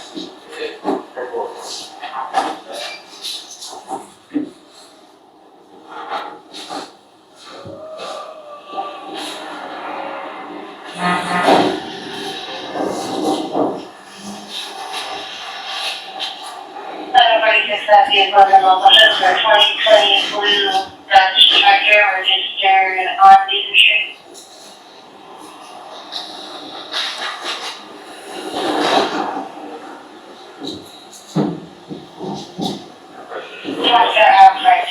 Yeah, especially if I touch it, huh? Especially if I feel something, yeah. Personal permission will need to for our event be able to 40 hours during 40 hours.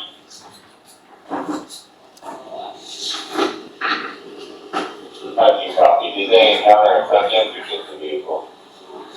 And just a vehicle, it was an abandoned vehicle.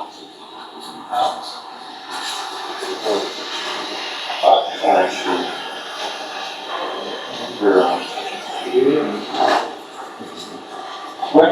In the shoebox? In the shoebox. Yes.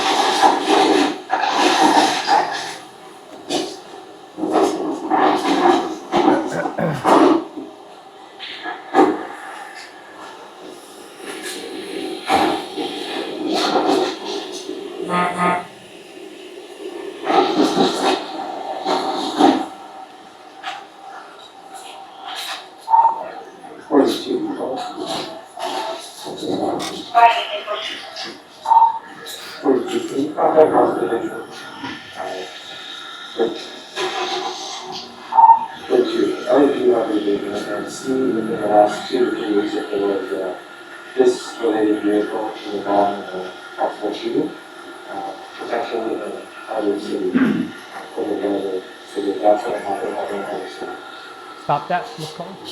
Yes, 1639.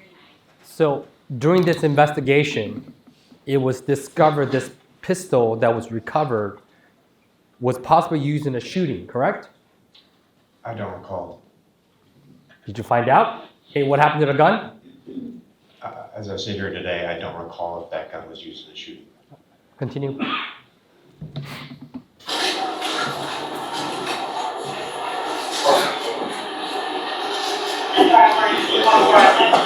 I haven't really cool that. Yeah, sure. We're traffic on West End, South Artesia, on the east side of the street by the landing. 4 hours, like, we went to South Artesia. Narcotics was located where? Yeah, where is the narcotics located? Sunglass, center sunglass. Center sunglasses. This is located in your passenger seat. What's located in the back compartment? Ski mask located in the ammunition was in the trunk, inside of the shoebox, inside of the shoe. You remember which shoe was? Bucket. Right shoe. Stop that, Ms. Cohen. Yes, 1740. Sir, when you're a detective, had you arrested people in possession of ski masks and a pistol together in the same incident? I don't recall a particular incident, but I'm sure I have. And based on your experience, people who possesses ski mask and pistol, what kind of activities, what kind of criminal conduct would that equate to? I'm leaning towards robbery. Leaning towards home invasion robbery, perhaps? Sustained. Based on your experience, had you arrested suspects on the street with a gun and a ski mask who have committed home invasion robberies?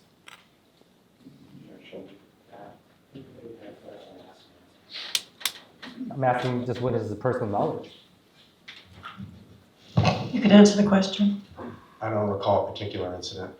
Would you disagree with me if I tell you suspects who possesses a pistol and a ski mask, they commit robberies, and they also maybe they do home evasion, meaning they go into somebody's home, tie them up with a ski mask, and they rob them in their presence, take the property in their presence. Objection is completely hypothetical and lacks foundation. Sustained. What is a home invasion robbery? It's a violent robbery involving threat of violence inside of someone's house. Yeah, and in those kind of criminal conducts, suspects don't show their face to a ring camera. Agreed? Oftentimes they wear masks. Right, to conceal their identity, right? I would think so. I mean, did you believe yourself that Mr. Maldonado was going skiing or going to something like a cold weather with a ski mask? Or did you believe, based on your investigation, that the ski mask may be used for a robbery? Well, it's an or, actually, not a compound. I asked them, do you believe, and I can rephrase in the sake of time, what did you believe, based on your own investigation, that Mr. Maldonado possessed the ski mask for? Objection is this court directed prior testimony is ambiguous and I'm asking the witnesses his own opinion about investigation. You're asking me how to overrule those objections. Overruled. I don't recall from the arrest report exactly all that went into the evidence that led to the probable cause robbery arrest, but I would say that a mask and a firearm are two elements that would be indicative of that type of crime. And these kind of crimes, such as robbery or home invasion robbery, do you all have that instead of Torrance? Do Torrance residents, are they victimized by home invasion robberies, sir? If you know? I don't recall the last home invasion robbery, but burglaries occurred. Okay. Okay, burglary is taking somebody's property if they're not there, right? Correct. And that's committed, that's also a felonious taking, right? It's a felony, correct? Based on your knowledge. Yes. So it's robbery, correct? Yes. So all those kind of crimes people commit with a weapon and a ski mask, right? That is, I'll rephrase it. Based on your experience, okay? Based on your experience as a police officer, those suspects who commit burglaries, robberies, and home invasion robberies, they use firearms and sometimes a ski mask to conceal their identity, correct? Based on his own experience. Counsel? My recommendation would be overruled. Overruled. At times, yes. Okay. Thank you. Taking points of control on the RP.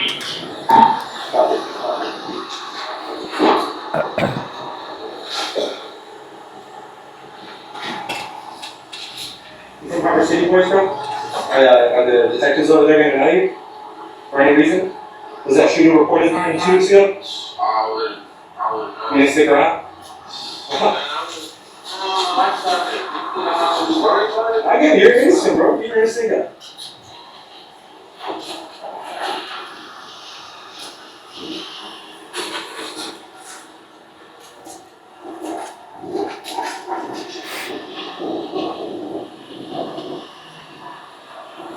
I was very fast. I was at fault too about Colorado. Okay, yeah, so can you contact LAPD Harbor and see if the vehicle that I attached the license plate, Blue Honda Accord, was reported in any kind of shots fired call? The driver I talked to, he's possible name number. He said that It was shot 2 weeks ago in Harbor City. So I don't know if they have anything else. And suspects just had a guy in his seat. And yeah.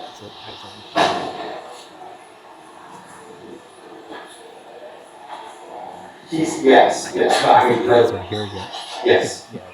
This was supposed to be released 2 weeks ago, approximately. No, he cannot. This guy's actually fine.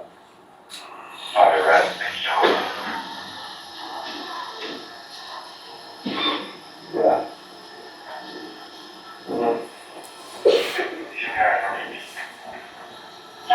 I was just seeing like if they're able to narrow it down just by a vehicle, a blue Honda Accord. If there's a plate attached or if there's some kind of drive-by, something like that.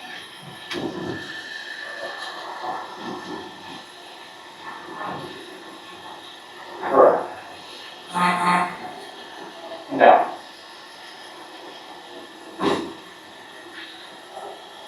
It's a 9mm.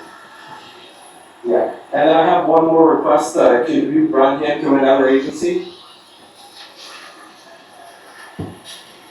Would I be able to write his name as well? No worries. I'll give you guys a call back. Thanks. So I see it. Hold on, I'm gonna go off. And the person that just arrived, that's the field sergeant, right, with the three stripes? Yes. And it is protocol for officers to turn off their body-worn camera to debrief a supervisor, correct? I actually don't know if it's protocol to turn off your camera before you speak to a supervisor. Do you know the body-worn policy, or the body-worn camera policy, sir? When to activate and when to deactivate it? Yes, I've read it numerous times. Okay. Do you dispute that during a debrief you can turn it off? No. So it wasn't something nefarious based on your investigation that Officer Vazquez turned his body-worn camera off to talk and debrief a supervisor, correct? No. That's a double negative. Is it nefarious? Is it against policy for Officer Vazquez to turn off his camera and speak with the supervisor? No. And ultimately, there were actually zip ties that were found, correct? I don't recall. Okay. Ms. Cohen, we can turn off this section. If you could pull up the actual exhibit, the investigation exhibit, it's under Exhibit 8, 2023-010, court cases, and it's under 1975. And that document has 66 pages on it. Yes. To refresh the witness's recollection, I like to go to page 39.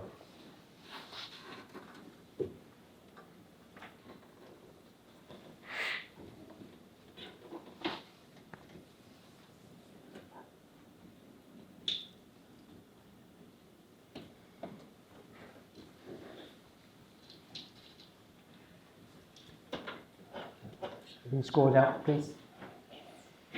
And you recognize this, right, Lieutenant Vazquez? Yes. Can you also minimize it just a little bit so we can see the zip ties and the other things on the right? All right, there you go. All right, do you see that in front of you? Yes. All right, let's go through. Based on your training and experience, not to have you speculate, okay?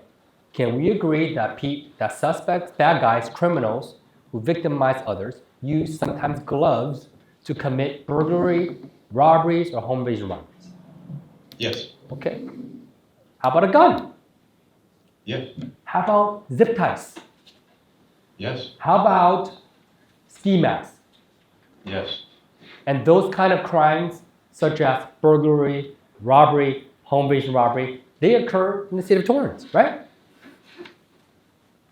Yes. In other words, the residents of the city of Torrance are victimized by criminals who uses gloves, pistol, ski mask, and zip ties to victimize them, right?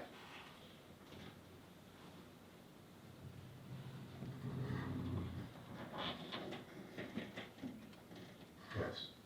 I didn't hear you. Yes. Okay. And you, as a police officer, lieutenant, you expect your officers to prevent those kind of crimes and those kind of criminal conduct against the residents of Torrance, don't you? Ideally. Ideally. What Julian Vazquez did, didn't he? He stopped a guy with ski mask, pistol, zip ties, and a mask, right? Assumes facts not.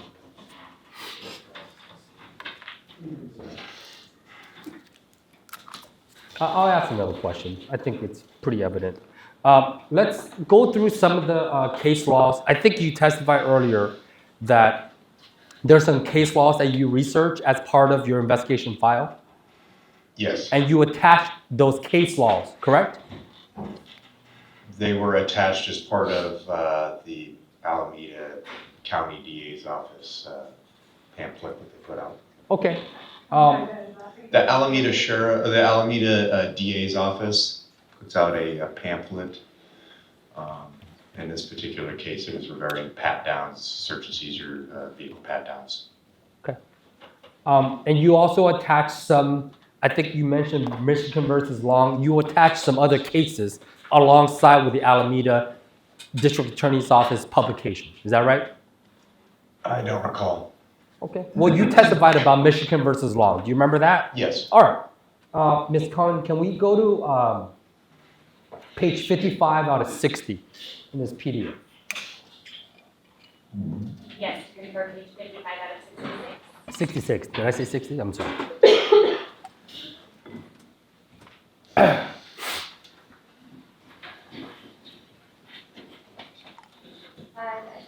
I'm sorry, page 50 out of 66. I'm all over the place.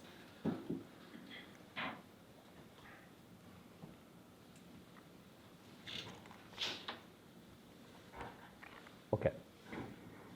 So, by the way, did you attach this document to your investigation report, sir? I believe so. Okay, because that's how I got it. I'll make the representation to you that I got this document from Torrance PD, who I believe got it from your report. Do you dispute what's in front of you? No. Okay. And in fact, that's the case law that you're referencing earlier about this gray area search that you testified to, correct? One of them. One of the cases. All right. Ms. Cohen, can we go to the next page, page 51? And it's a small font. So, Ms. Cohen, if you can please go to, there you go, and go to number 2 under the word held. Okay. And could you also please highlight the first reasonable under the principles articulated in Terry and other decisions of this court. Did I read it correctly, sir? I believe so. Although Terry involved the stop and subsequent pat-down search for weapons of a person suspected of a criminal activity, it did not restrict preventive search to the person of the detained suspect. Did I read it correctly? Yes. I'm gonna go to another line. Protection of police and others can justify protective searches when police have a reasonable belief the suspect poses a danger. Do you see that? Yes. So did you read the same way as I did, where the Supreme Court of this country ruled that the protective search of that car was reasonable? Did you read that during your investigation when you attached this? Objection is not properly. Sustained. Okay. Did you read the following? The protective search of the passenger compartment of respondent's car was reasonable. Did you read that? Yes, sir. I believe I read the whole thing. Okay. What did you understand that to me, based on your investigation, that the protective search of the passenger compartment of respondent's car was reasonable? What did you mean? What did you take that to mean?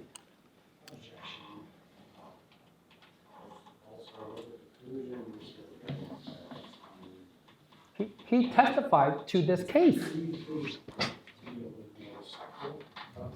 Respectful.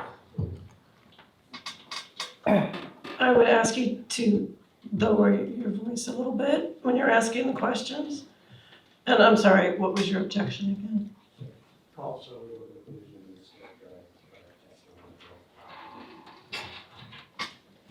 Counsel? I would recommend to say the objection. It's also argumentative. We're arguing case law with the lieutenant. Could I be heard about some of the As opposed to making the argument decision, we're arguing case law. Well, can I be heard on council's comments, Madam Commissioner? Of course. Number one, for council to say that I'm disrespectful, I think it's outrageous for him to say that. I've been nothing but professional. This is cross-examination. Cross-examination is the single engine for the truth of this case. I never called his any kind of names. I've never demeaned the lieutenant. I was told today, and you all heard it, that the microphones don't work. So I naturally have a louder voice so the audience can hear it. I've never designed my question to be any kind but professional. I'm an attorney, and I think it is sad that counsel has to say that I'm somehow disrespectful to the witness because I'm on cross-examination. I'm fighting for my client's job here. And I think I have to represent him in such that that I'm a zealous advocate. And I don't appreciate counsel who is sitting there judging that I'm disrespectful. I've never meant anything to be disrespectful. If I want to lower my voice, I usually had the microphone, but today I don't. So I just want the commission to understand that I'm not trying to be some disrespectful professional. That is not who I am. But I'll re-ask the question, okay? Lieutenant Vazquez, did you read the part I just read to you? And I'll read it again. The protective search of the passenger compartment of respondent's car was reasonable under the principles articulated in Terry. Did you read that? Yes.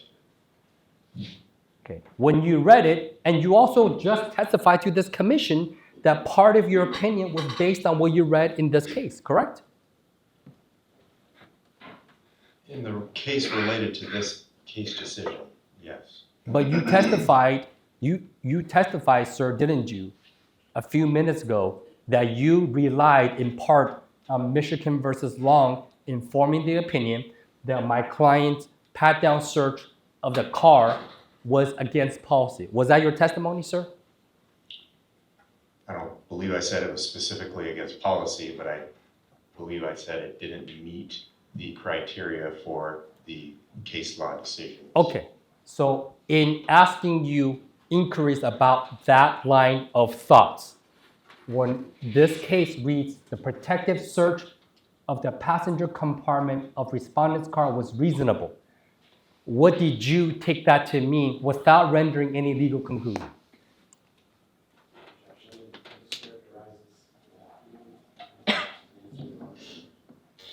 I want to be heard on this. Go ahead.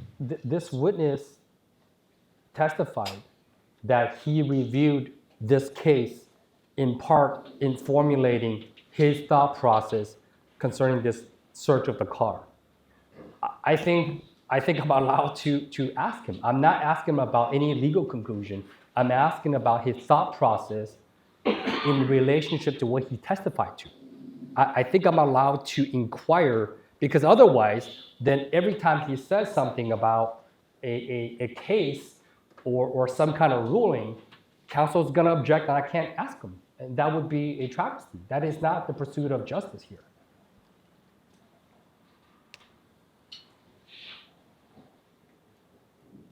I don't know if I'm speaking out of turn here. I'll just tell you how I see it. You're pinpointing a very specific sentence here, and you're asking him what it meant based on the conclusion of his investigation. That's how I understand the question to be formed. That specific section, ma'am, is what the U.S. Supreme Court held. That's why I'm asking him about that. Correct, but we only see that specific sentence. We don't see the entirety of the decision. So I don't know what he relied on, and I think that your question is overly specific, that's just my view. Well, right, because, and I will get there, but I can only ask him specific things at a time, or else I can't ask him 10 things at a time, and I'm trying to pinpoint to something specific, and I'll promise you, I'm not gonna spend a lot of time on it, but I just want to inquire on his thought process, because this witness, ma'am, was the one that opined to which he read this case. I'm allowed to, I think, respectfully, I'm allowed to inquire on his thought process as he is reviewing the case as it relates to this incident. Go ahead. I believe it's well understood that Lieutenant Vazquez read this entire couple of pages. And so to isolate a single statement out of context about the search that occurred in the case of Michigan v. Long, and then somehow try to compare it without any sort of other factual support to the search that occurred here, is where the objection comes in, and where it mischaracterizes the document as well as the testimony. Well, I'll ask it this way. Can I rephrase it? Counsel, could you give a little guidance to both parties here on how to proceed? Well, I'll say this, if counsel for Mr. Vazquez wants to rephrase the question, that's an issue at this particular time, because no question is being asked. If he wants to proceed with that question, then I think there's an issue with the question itself, because we are cherry picking a very particular sentence in an entire case, in an entire opening, and you're arguing it by way of questions with someone who's not qualified to give a legal answer. I'll rephrase it, but I think it's ironic that counsel said about cherry picking, because this entire case was cherry picked, but I will rephrase, okay? Lieutenant Vazquez, did you read Michigan v. Long? I read the Alameda DA's office, their pamphlet that they put out regarding search and seizure that included Michigan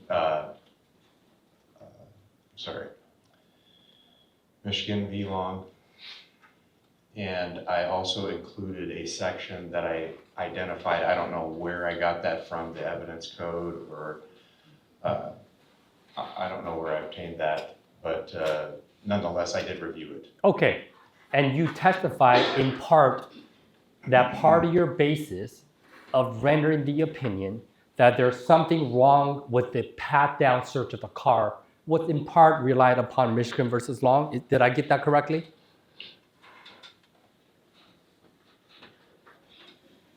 I believe that was my understanding at the time, yes. Okay. Now, I know we read this, did you also believe when you read this case law that this paragraph that I read to you was the actual holding by the Supreme Court of the United States? Did you take that? Did you get some guidance from what I just read to you? I mean, anything that I read, I get guidance from.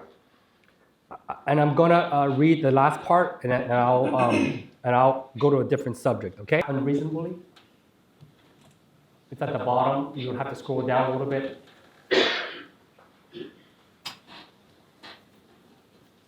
Did you? And I'm gonna read in part at the bottom, not to cherry pick, just to ask you whether or not you read it. Okay? Nor did they act unreasonably in taking preventative measures to ensure that there were no other weapons within respondent's immediate grasp before permitting him to re-enter his vehicle. Did you read that part when you're investigating this case? Not that I recall. Not that I recall at this time. You don't remember reading this part when you're going through your case files on my client's investigation? Yeah, not that I recall. And it follows with the fact that respondent was under the officer's control during the investigative stop does not render unreasonable their belief that he could injure them. Did you read that part? I have read something to that effect, yes, but I just don't recall if I read that exact statement. Okay, and I'm not asking to render legal conclusion. but during the stop of Mr. Maldonado, he was under the police officer's control, right?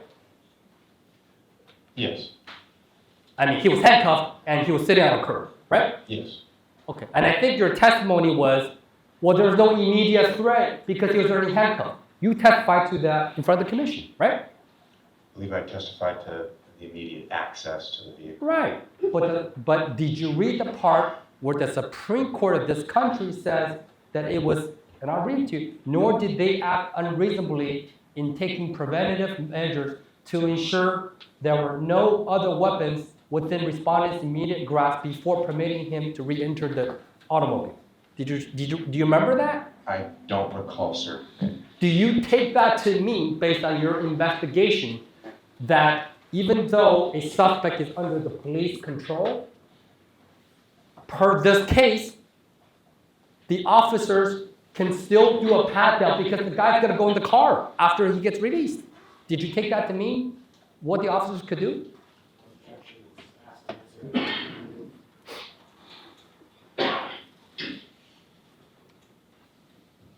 Yeah, I'm not sure I understand the question. I'll ask you in a very different way. Did you expect Officer Vazquez to allow Mr. Maldonado to go back to the car with a pistol, ski mask, zip ties, and a gun next to Mr. Maldonado and drive away? Did you expect Officer Vazquez, Officer Cole, and Officer Stiller to do that? Objection mischaracterizes prior testimony. Okay. Well, it seems hypothetical. Counsel? I didn't hear a complete hypothetical objection, but I would agree that it is a complete hypothetical. Lieutenant Vazquez, would you have allowed Mr. Maldonado to drive away with a pistol next to him? If I knew the pistol was there? No, would you just let him drive away?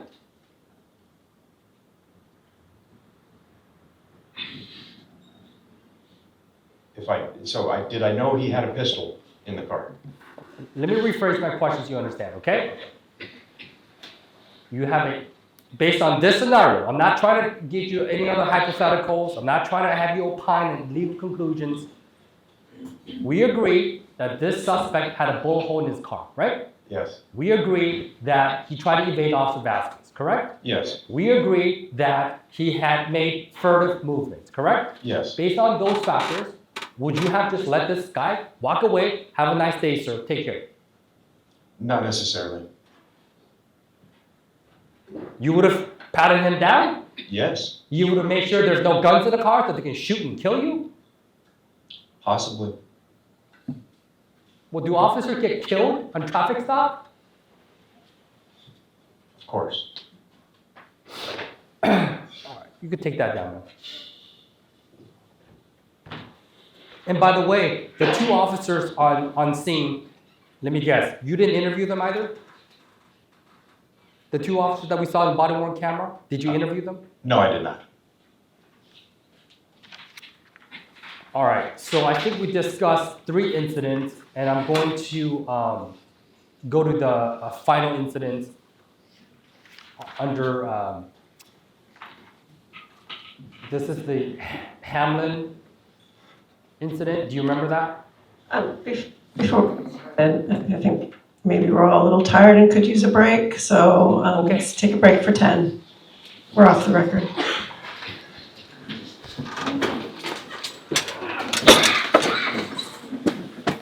Yes, ma'am. Yes. We are back on the record.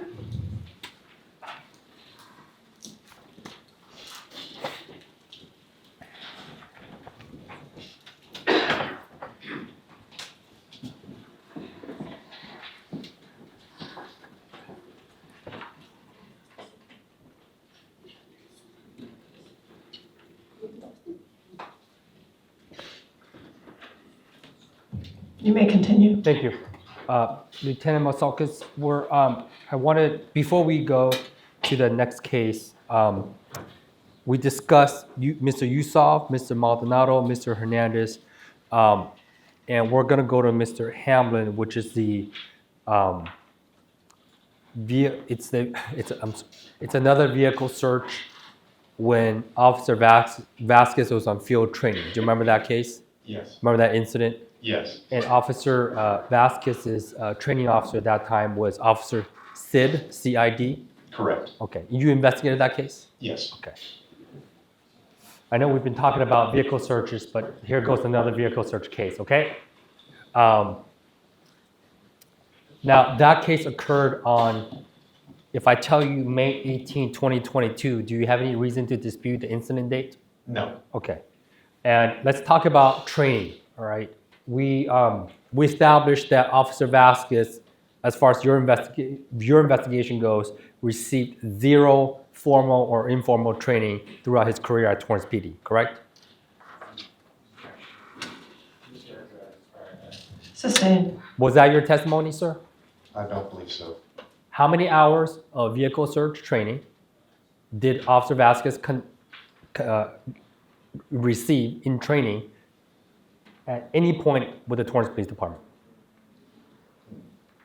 According to the document you provided earlier, there was 0 documented training. Okay, and that is not a document that I provided, correct? That is a Torrance PD official paperwork, correct? Yes. Okay. According to the Torrance PD official paperwork of training records, Officer Vasquez received 0 hours in vehicle search, correct? I believe we were talking about vehicle pat-downs at the time when Sure. we went through all of those. Vehicle pat-downs. Correct. And as far as this case goes, the answer still stands, correct? I believe some of the training did indicate that there was pat-downs, searches, and I don't recall the other formal document. All right, and let's go through that. You're talking about the daily observation report? I just don't recall if any of those were related to vehicle searches. Very well. Ms. Cohen, could you please pull up Exhibit 8, the one I indicated to you before the break?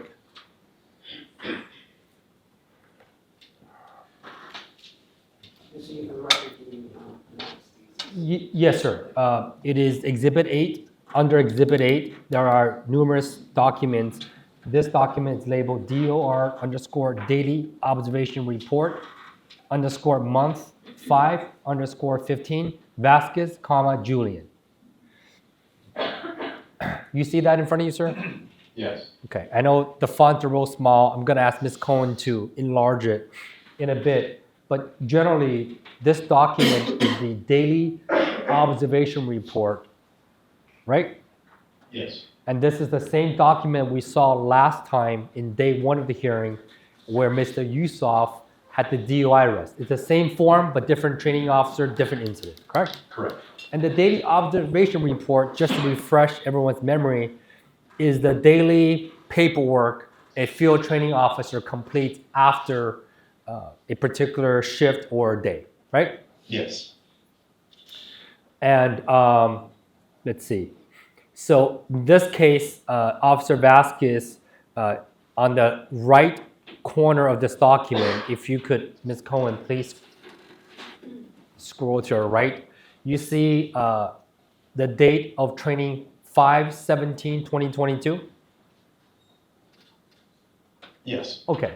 And at this time, Officer Vasquez is more, I guess, into his training on on month 5? I believe so. Okay. And you all have 6 months of training at Torrance PD? Generally 7. 7. Okay. So essentially, Officer Vasquez is kind of almost done with training, right? Yes. Okay. But he's still with a field training officer. Correct. Okay. All right. So let's go through this. And based on your report, sir, you know that this daily observation report concerned the arrest and the investigation of Mr. Hamlin, correct? It was mentioned.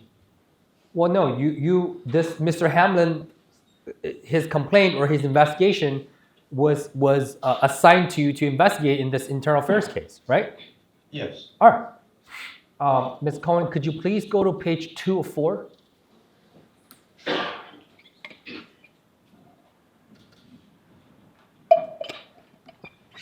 All right.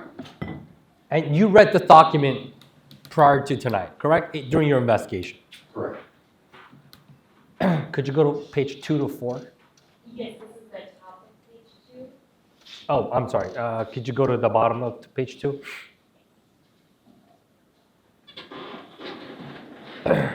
Okay. And the summary of this that night, then Officer Sid completed a narrative of everything that Officer Vazquez did, correct? I don't know if it was everything he did, but he documented some of the activities that occurred during that shift. He meaning then Officer Sid? Correct. All right. And you don't know if that's everything because you, sir, did not interview then Officer Sid, right? Correct, I did not interview him. All right.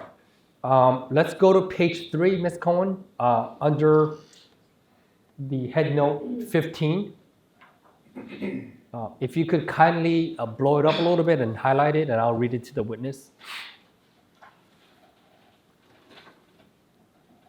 All right. And, sir, under this title, Problem-Solving Decision-Making Ability, Non-Critical Condition 4. Did you see that? Yes. All right. And by the way, do you have any reason to doubt that then Officer Sid, now Sergeant Sid, authored this document? No. Okay. It writes, Officer Vazquez is always proactive and seeks out good stops. On this specific incident, he observed a vehicle northbound western with obvious CVC violations and conducted a traffic stop on the vehicle for the same. Did you see that? Yes. And CVC violations is the California Vehicle Code, correct? Correct. It's basically the reasons why and the reasons why an officer stops a motorist. Yes. Because you can't just pull people over for no reason, right? Correct. You got to have a vehicle code violation generally or some other probable cause, correct? Yes. Or reasonable suspicion. All right. I'm reading from line 2. Officer Vazquez contacted the driver and eventually asked him to exit the vehicle to further investigate.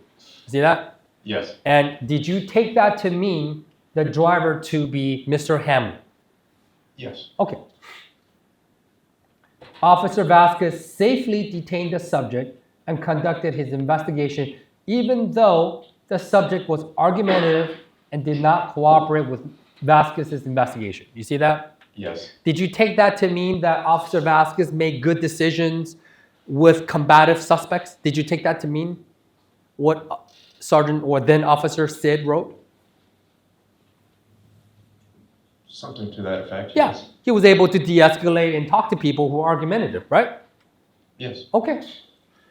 Vazquez located narcotics, paraphernalia, and a possible stolen credit card. The subject was issued a citation for the above listed violations. Later, I reviewed Vazquez's report and found it to be well written. Did I read it correctly? I believe so. Once again, Vazquez demonstrated the ability to conduct investigations without any assistance from his FTO. See that? Yes. Nowhere in this daily observation report does it say, hey, you made a bad stop, you made a bad search, or anything like that, correct? Not that I'm aware of it. And then on the bottom, if you can please, Ms. Cohen, go to page 4. On the bottom, and ma'am, if you don't mind, could you highlight the 3 signatures on the bottom? There you go. And so you see the signature blocks, the 3 blocks that's indicated on page 4 of this document? Yes. Okay. And we see trainee e-signature. You see that? Yes. That's how a trainee at the Torrance PD signs this paperwork, right? The electronic signs it? Yes. Okay. And that's Julian Vazquez, isn't it? Yes. Okay. And below that is this FTO, which is the field training officer, right? Yes.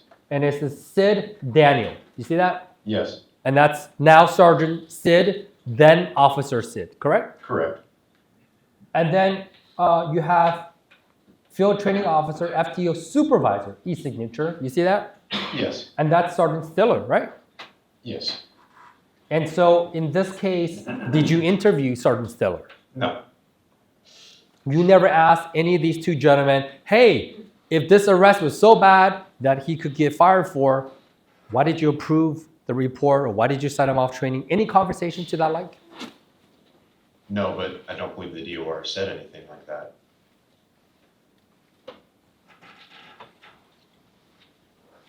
Did you take this DOR, this paperwork that's shown on the screen, to mean that Officer Vazquez did a competent job?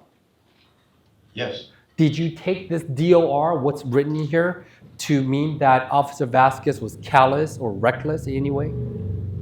No.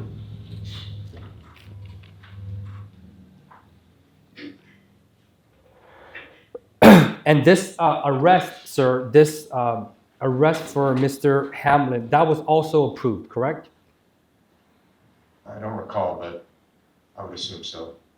You don't recall whether this crime report was approved? I don't recall. Ms. Cohen, could I ask you to please go to the folder under Exhibit 8?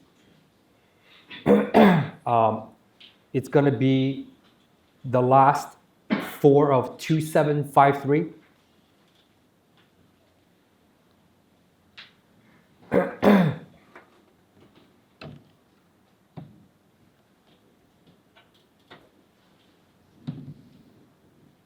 In Exhibit 8. In Exhibit 8, correct. So there's a subfolder of court cases, and then you will see 18693 is the case folder.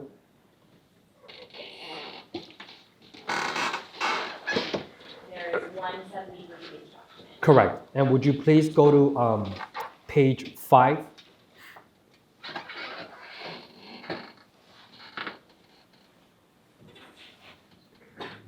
If you could just go to the bottom where it says supervisor approving.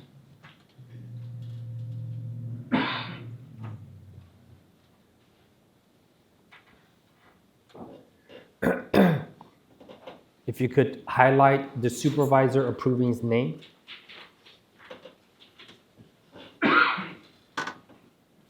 Thank you, ma'am. And Lieutenant Masalkas, do you see what's highlighted in front of you, sir? Yes. Does that refresh your memory as to whether or not this arrest report was approved? Object, just as it makes characterized as I can rephrase. If I could just connect the dots to see that it's actually referring back to Mr. Hamlin in the case. Sure. I just see that it's approved by Sergeant Stewart.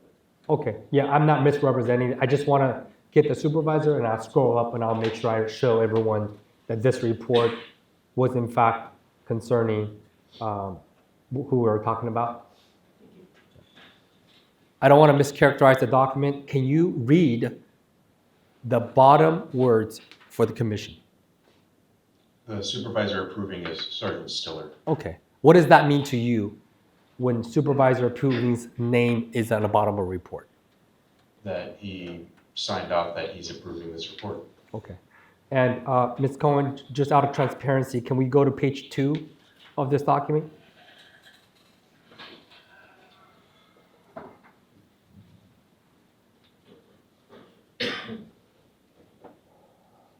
And under the name offender, can you tell the commission who that is?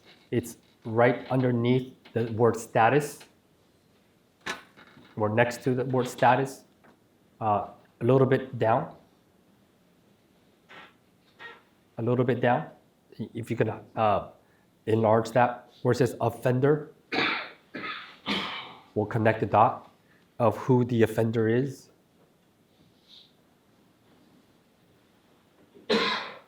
Who is it, sir? Arrestee Hamlin. Okay. Is that the same case, an incident from May 17th into the 18th of 2022 that we're talking about? Yes. Okay. Now, when you're investigating this case, without formulating any legal conclusion, okay? Did you ask yourself whether or not your investigation met the 1-year rule? In other words, did you ask yourself, geez, did we meet our 1-year rule to provide discipline for Officer Vazquez? I don't recall asking that question of myself. Did you notate that anywhere in the internal affairs investigation about any kind of supervisor's knowledge concerning this case, because it was dated back to May of 2022? No, sir. Now, do you dispute that this happened on May 17th, 18th, and 18th of 2022? The incident, the arrest, yes, it occurred on that day. And the supervisors, well, I don't know, is Officer Sid a supervisor at Torrance PD as a field training officer? He is. Okay, he's considered supervisor? Yes. Beautiful. So you have Officer Sid and Sergeant Stiller who knew about this incident, right? Well, I know that Sergeant Stiller approved of the report. I don't know if he knew of the incident or read the report. Had you ever approved the report and not read the report? Me? No. Yes. Do you know of anybody at Torrance PD who signed their name on an arrest report and not read the content report? No. Okay. Do you dispute that at least Officer Sid and Sergeant Stiller knew about this incident as of May of 2022? I know that Officer Sid knew of this incident. Okay. And since he knows about this incident, can we agree that 365-day would have been May 22 of 2023? If he perceived misconduct occurred, perhaps. Should he, as a field training officer, look for misconduct and correct a trainee for making those misconduct based on your training, experience, and tenure? Absolutely. Do you know if Officer Sid reported any misconduct? No. So we would agree, absent any other exception, the date of 1 year would have been May 22, I'm sorry, May 18, 2023, correct? That's 1 year from when this incident occurred. You don't dispute that? Not that I know of. And the notice of intent for this case was provided to my client on August 13th, 2024, correct? Objection is false last citation, false speculation on behalf of the city. Okay, hold on. I'll rephrase. Can you please go to exhibit number 2, sir?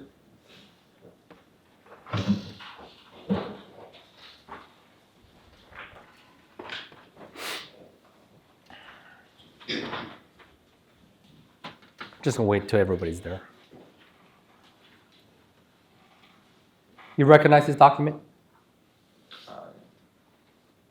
I don't recall. Okay. Do you dispute the state of Torrance? I don't know if this is in evidence. I don't think counsel is going to say I fabricated this document. What is the date on there that you see, sir? August 13th, 2024. That is not May of 2023, correct, on the document? No. Thank you.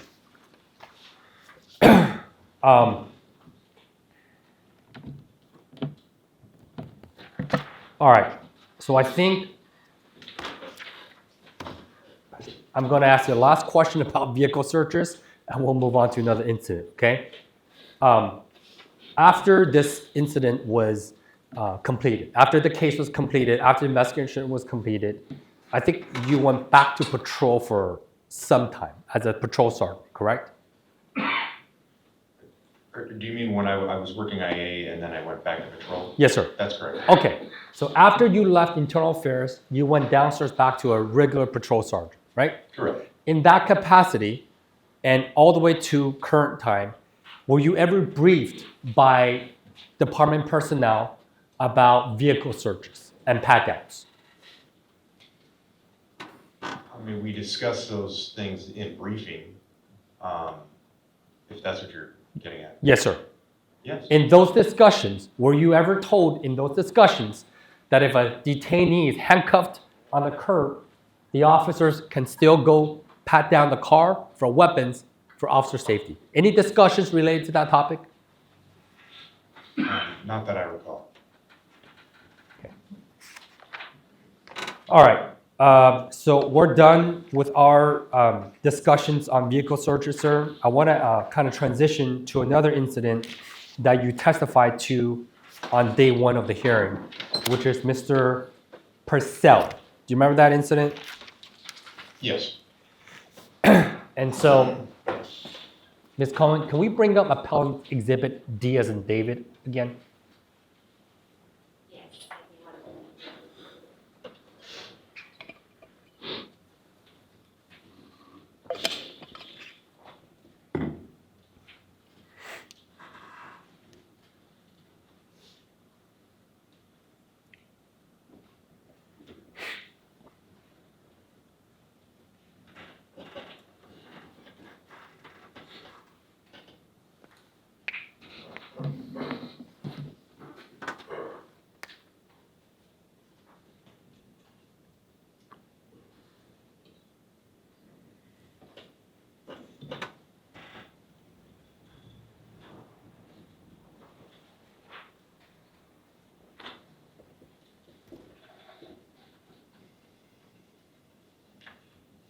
All right, could you just, okay, there you go.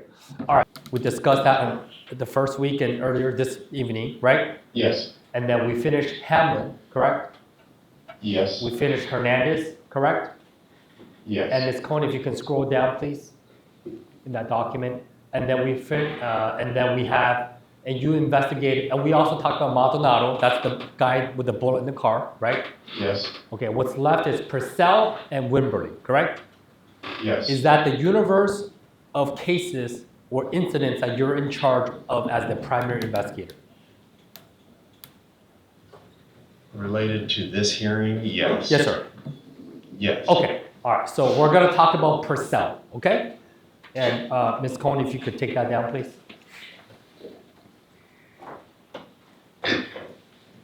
All right, so Mr. Purcell actually was a Torrance City, or is a Torrance City employee, correct? Is that your understanding? That's my understanding. Okay, and I guess this case involved a traffic stop of Officer Vazquez concerning Mr. Purcell, right? Yes. It was a traffic stop. And I think the allegation that counsel asked you about is a field interview card that Officer Vazquez did not complete. Is that right? Correct. Okay. And for the commission and the people that don't know what that is, a field interview card is a document that an officer fills out for a gang member. Is that right? It's not specifically for gang members, but it often includes them. Okay. And that often inclusion of gang members is to document, for instance, their tattoos, right? Yes. What gang they're from, right? Yes. How they admitted to the officer of what gang they're from, right? Yes. Where they live, Yes. who their associates are, right? Yes. And associates meaning people in the car, maybe they're together hanging out. That's important for an officer to know, correct? Yes. And then that field interview report gets compiled in a database, right? Correct. And sometimes if a gang member commits a crime, the officer then can testify in trial or at a court proceeding about their interactions with that gang member or the associates.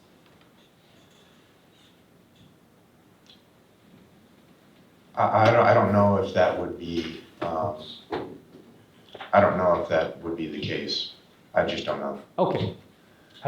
Were you ever assigned to work gang investigations? No. Okay. But in any event, a field interview card is a documentation of criminals and gang members for the Torrance PD to keep track of who they are. Is that fair enough as a summary? Yes. And as such, Torrance PD has a policy on when to document, or does Torrance PD have a policy on when to document gang members? I don't recall a specific policy. There is no policy says you shall document a field interview card of a gang member, correct?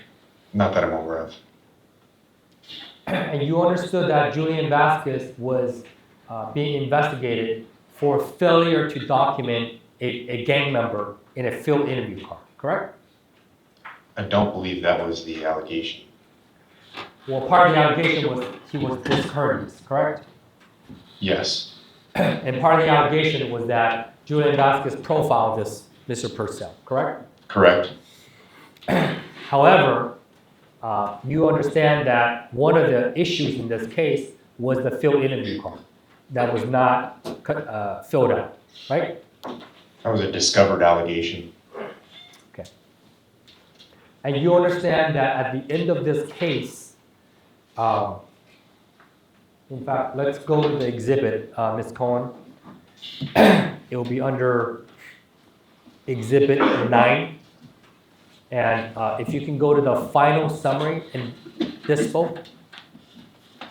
Yes, it's a 3-page document. Yes, ma'am.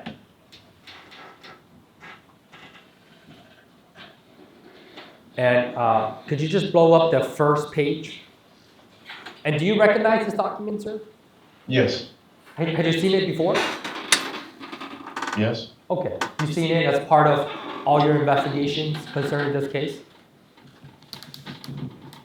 Well, it's included in the casebook for this particular case. Okay. And you reviewed this? At some point, yes. Okay. And a final summary and case disposition is essentially what an officer received as a form of discipline, is it not? I don't know why it's labeled the way it's labeled. Okay. You didn't make the name up? No. Okay. But it has your name assigned to Sergeant Vazquez, correct? Correct. And if you could scroll down, Ms. Cohen.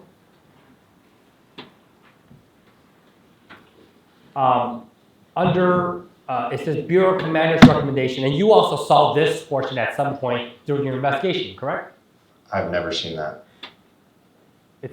It's the same paper, the same page as what you just testified you saw. Correct, but it's done at different periods of time depending on what level of review it's reached. Okay. Oftentimes the internal affairs investigator doesn't get the end result. Very well, fair enough. Do you dispute that Captain Underwood wrote this Bureau Commander's recommendation? No. And it says, sustained on 322.1.1, all other allegations exonerated, right? Yes. And then it has some comments on here. You see that?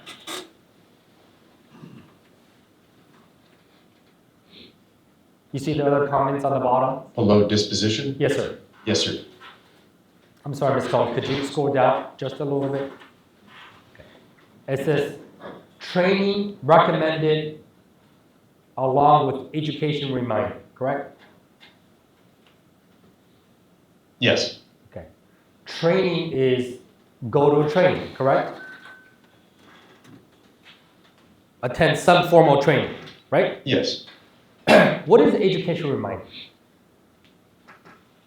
Objection is calls for leave. Education reminder? Overruled. Overruled. You answered the question.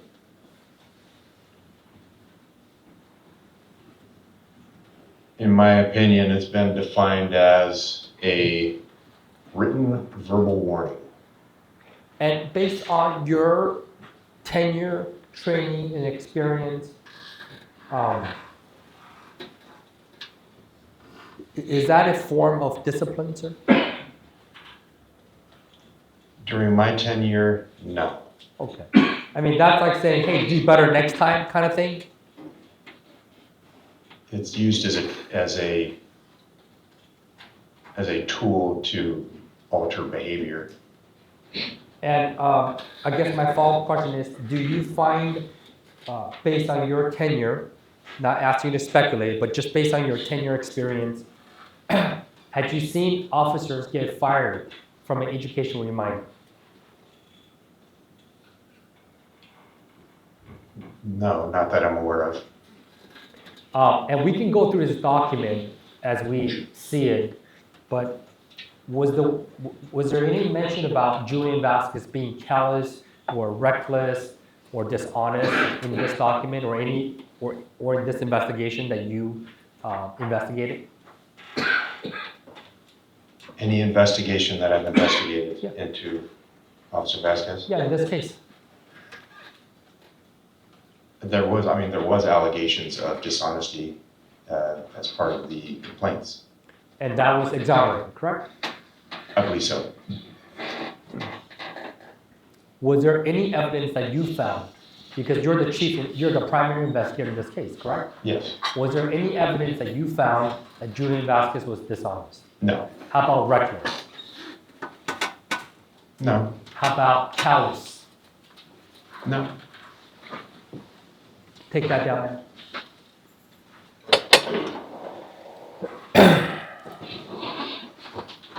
Oh, by the way, during this time in the DA's office, did you investigate whether or not prosecutors were filing gang enhancement ad charges on defendants?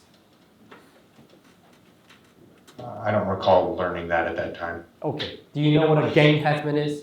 Yes. Sometimes gang members, in the commissioning of a crime to benefit in association or the direction of a criminal street gang, sometimes they get added time to prison, right? Yes. And you understand that during a period of time, the DA's office stopped filing gang cases. Were you aware of that? I just don't recall at this time. It's not your report, correct?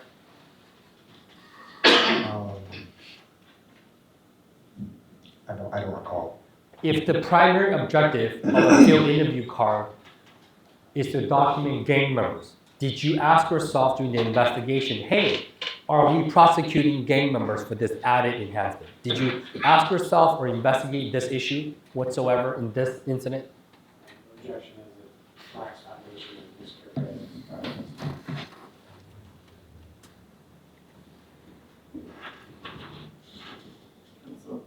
So it's compounds. It is. I'll break it down. In your investigation, sir, you understand that FI cards, field interview cards, is designed, as you testified to document gang members, correct? Objection again is mischaracterized prior testimony. I'm asking a clarification question, actually. I apologize, I missed the question. Could you re-ask it? Absolutely. Officer Vazquez was alleged in your investigation of not documenting a field interview card in contacting Mr. Presnell. Correct. Yes? Correct. Okay. So if he's alleged not to have documented this encounter with Mr. Presnell, during your investigation, did you find out if the DA's office are prosecuting gang cases that requires him to document the gang members? No. All right, we're on the last incident that you're investigating, which is Miss Wimberly. Do you remember that incident? Yes. Okay. And you were charged to investigate some allegations that Miss Wimberly made, correct? Yes. She alleged that Officer Vazquez was dishonest, right? Yes. She alleged that Officer Vazquez used some excessive force, right? Yes. And based on your investigation, you did not find that to be true, correct? Correct. You did not find any evidence that Officer Vazquez was dishonest, right? Correct. You did not find any evidence in your investigation that Officer Vazquez used excessive force, right? Correct. And Ms. Cohen, if you can please go to Exhibit 10.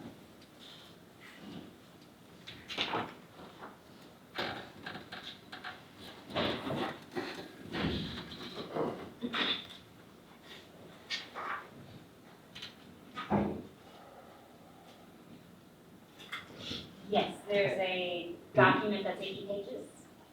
I have that available. Okay. And just for the record, this exhibit is labeled under Exhibit 10, P2023-046, initials EW. In that folder, there is a PDF document which consists of 80 pages. And Ms. Cohen, if you can go to page 24.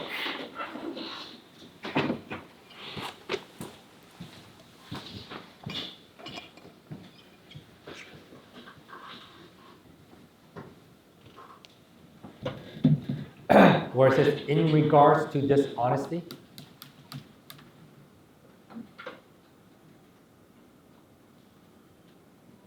If you could highlight the two in regards, please. Unfortunately, I cannot in this document. It's okay, because it's not the OCR. And just so the commissioners can see this, this is your internal affairs report? It appears to be. Okay, and I'm sorry to do this to you, Ms. Cohen, but can you please go to page 2 of the document so we can show the commissioners that the face page? This is, I'm on page 2 of 80. Does this say, does this appear to be a fair and accurate copy of the report you authored? Yes. Okay. All right, let's go to page 24.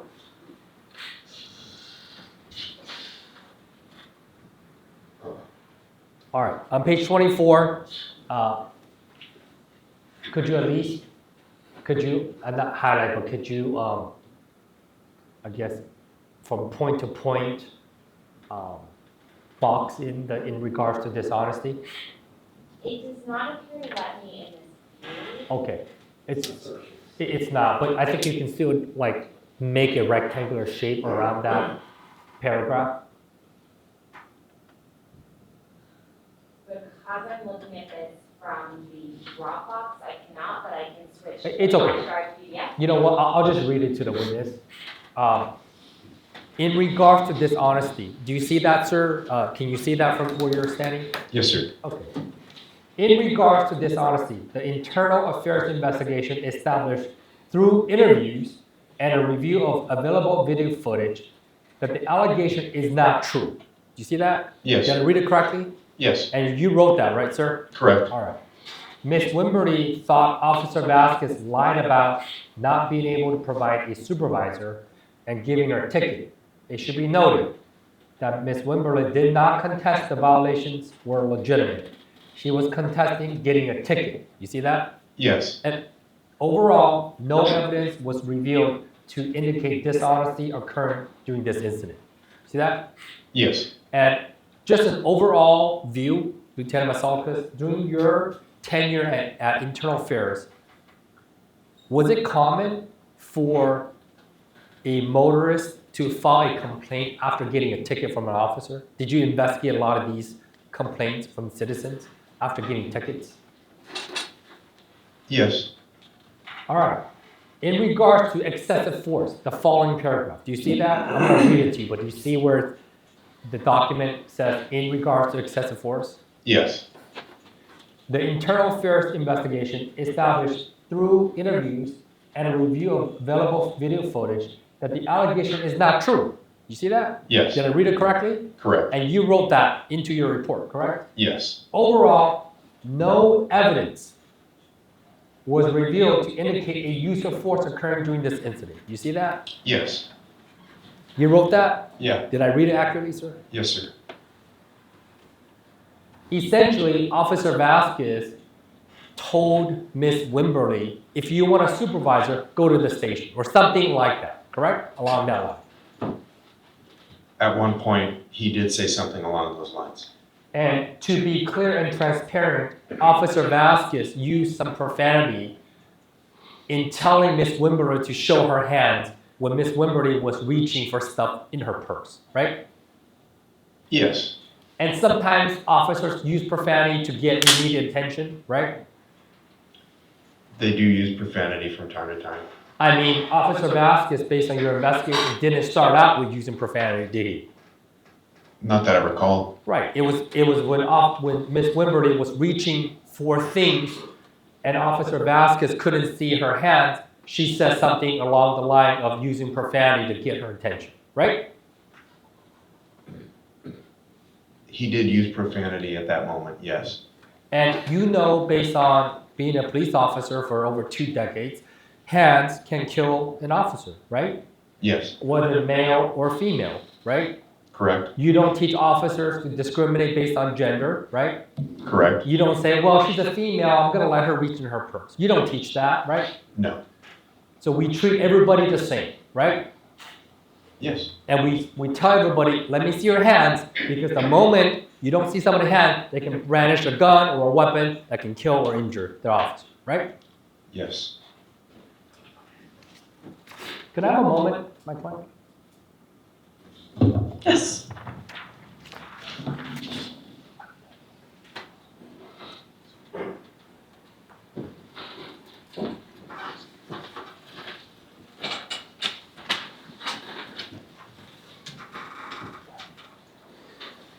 Nothing further this time.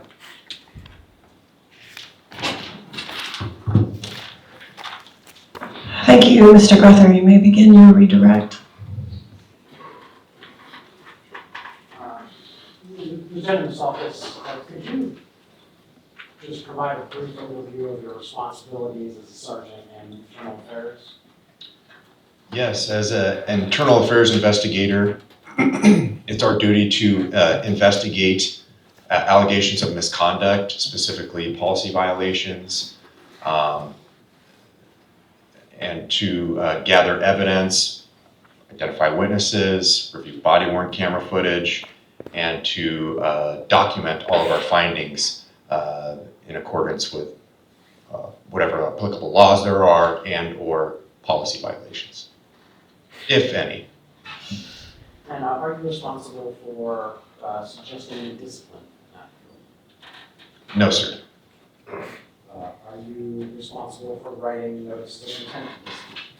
No, sir. Would you say that your role is a fact finder? Yes. Are you responsible for determining an individual will be disciplined for their conduct in an event? No. I did want to go back to one exhibit. Exhibit 18. Case summary.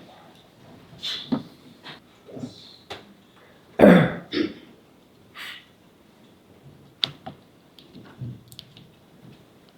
The 40-page case summary document.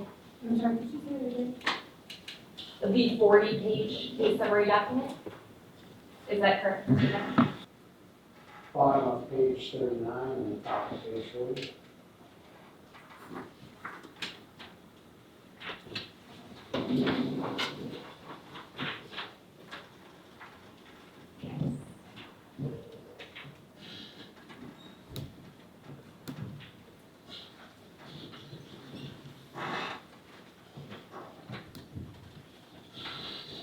And Lieutenant, do you recognize this report? Yes. And if we go to the top of page 39, do you recall if these are your findings related to the legal path? They were.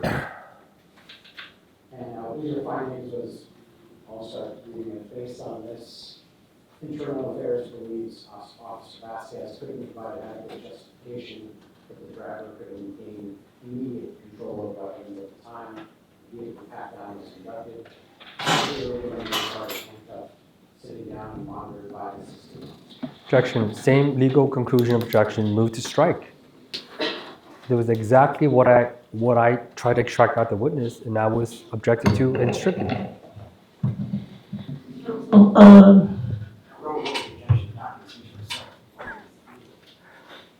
Okay. Roll. And that what you wrote? Yes, sir. Are those your findings in that case? Yes.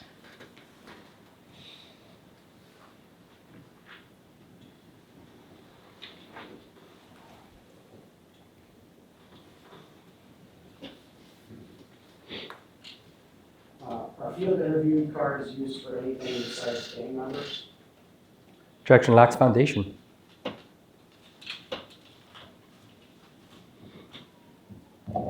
You can ask the question, I would like to know the answer.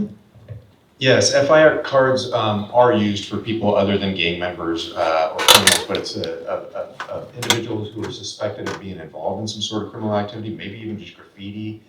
And so it's an individual that an officer has detained that they want to document further in specifically as to who they're with, what they're doing, what graffiti they were found next to, circumstantial things where maybe you're not going to arrest the person, but you're going to document all these circumstances and hopefully take photos.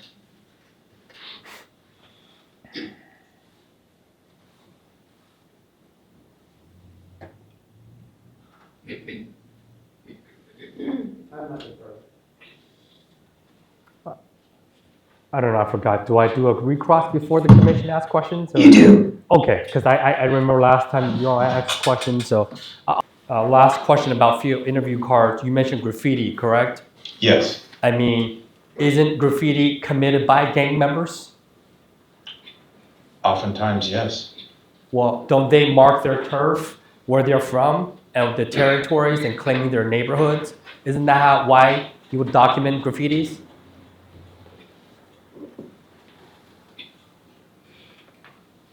Well, I mean, we could document graffiti for numerous reasons, but that would be one of them.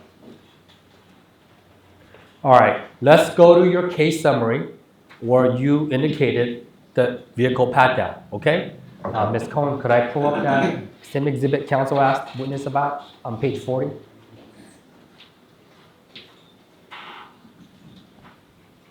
Okay, so again, I'm not asking you to render any legal conclusion. I'm just asking about your findings, okay? On page 40, actually it starts on page bottom of 39, okay? It says the city prosecutor disagreed and rejected the case due to an unlawful search. You see that?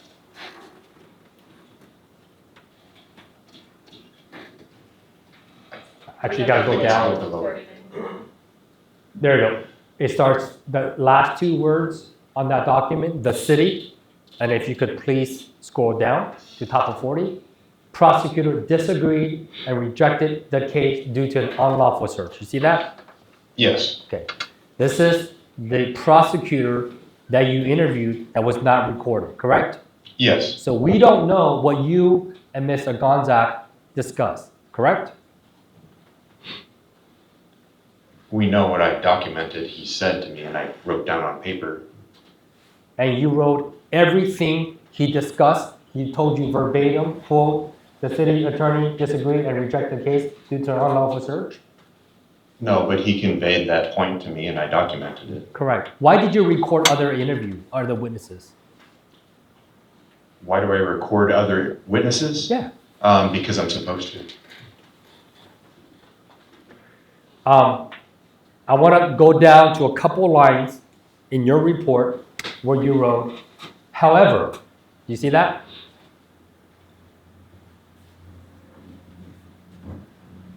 Yes. You know what? Instead of me cherry picking words, let me read the whole paragraph to you, okay, sir? Okay. I'm going to start on top of page 40, the last two words in the first sentence. During this investigation, Internal Affairs believed that Officer Vazquez articulated significant reasons to support why he believed the driver potentially possessed a weapon in the vehicle. However, when evaluated using the standard of Michigan versus Long, it is a requirement in that case that the suspect, quote, may gain immediate control of weapons. You see that? Yes. So you did read Michigan versus Long. Yes.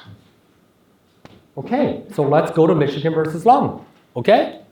Because your testimony is You cited Michigan versus Long in your report, correct? Correct.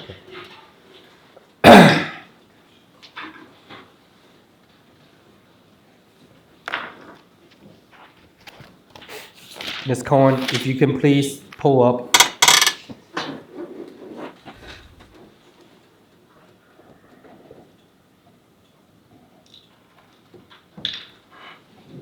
Exhibit 8, ending in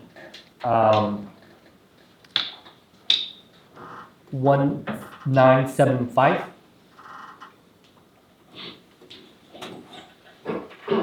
And please go to page 51.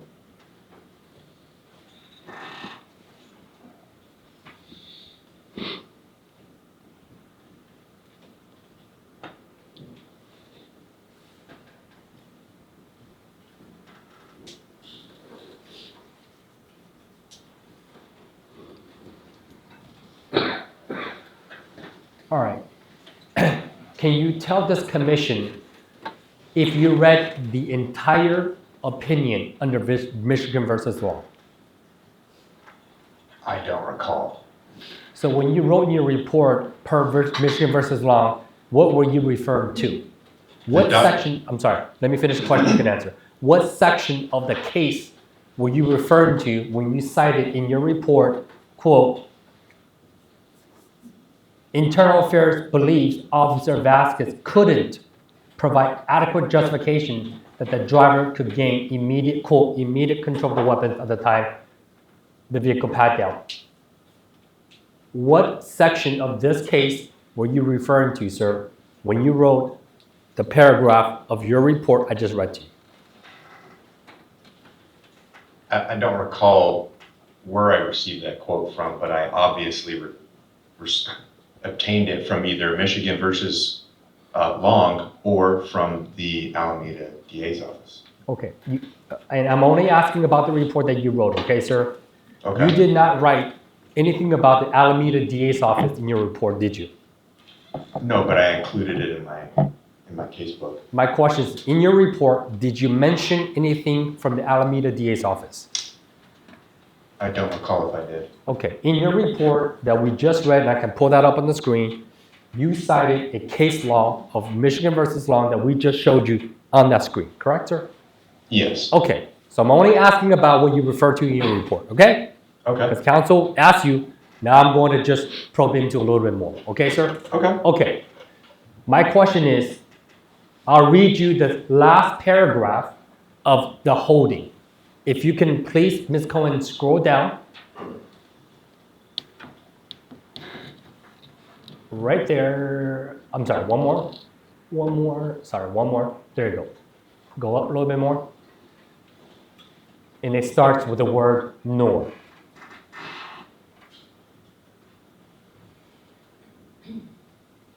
The Supreme Court, I mean, did you read this part where it says, and Ms. Cohen, could you highlight from the word nor all the way to the last word? You would have to scroll down a little bit. There. Did you read the paragraph that she just highlighted?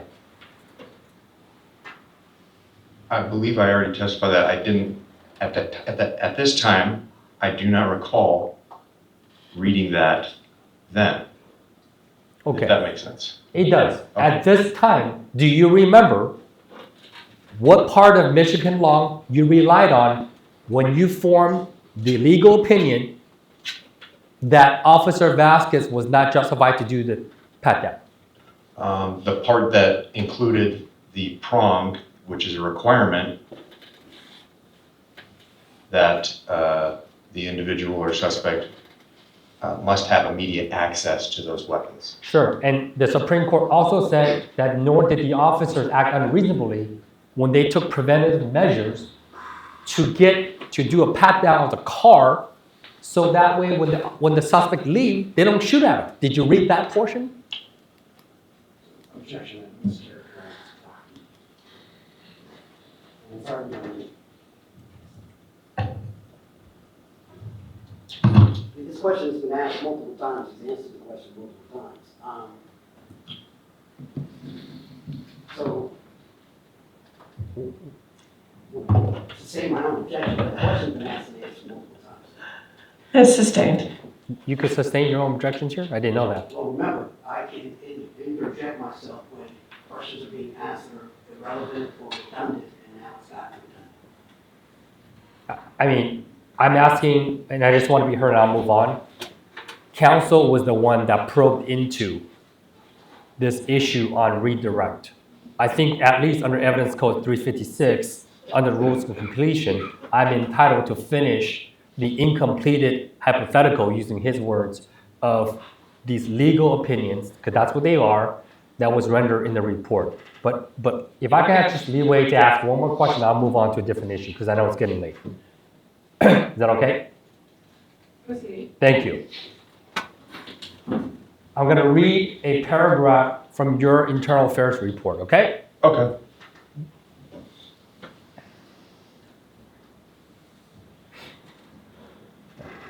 It's on top of page 40. I don't want to, well, Ms. Cohen can put that up since she's already closed it. Is it the same document? It is the same document.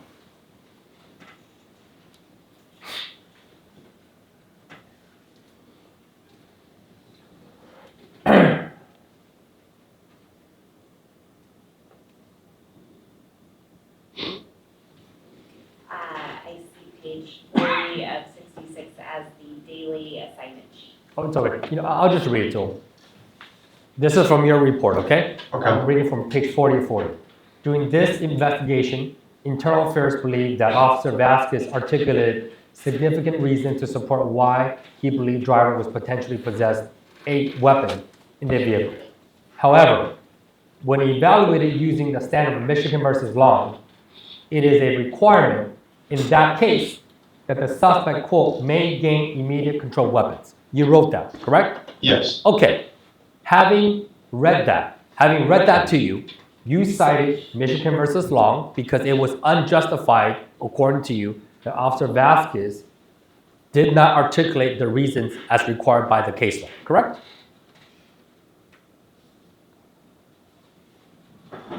That was my interpretation of the case law that I was utilizing to investigate. Fair enough. My question to you is, as you stand here before this commission, can you tell the commission what part of Michigan versus Long you're referring to in the report, the section I just read to you? No, I can't. I do not recall where I obtained that.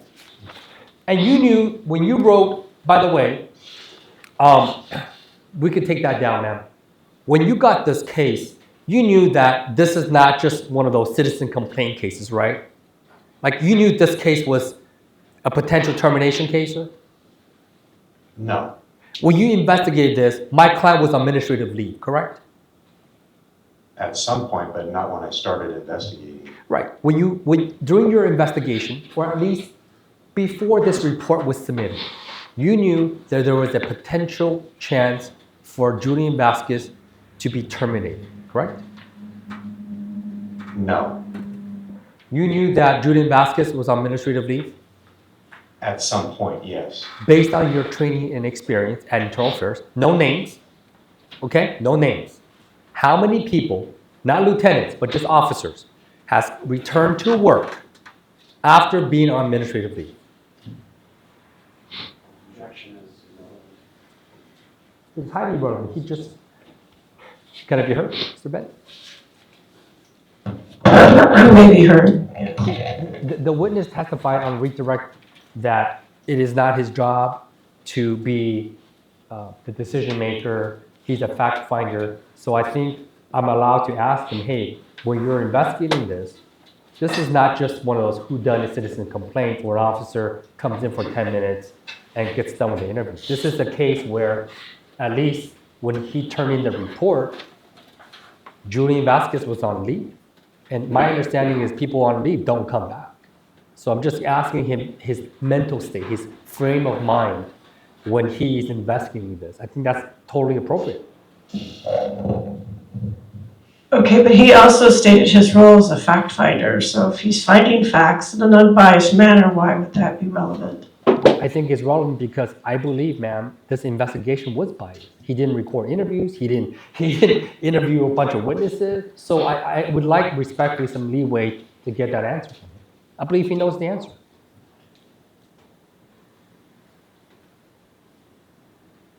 If there was a proper foundation laid for the witness to opine as such, I can see some others. All right, I'll lay the foundation. You're upstairs at Internal Affairs for over, what, 2 years? Yes, sir. You've seen officers get walked out, Yes. meaning on administrative leave.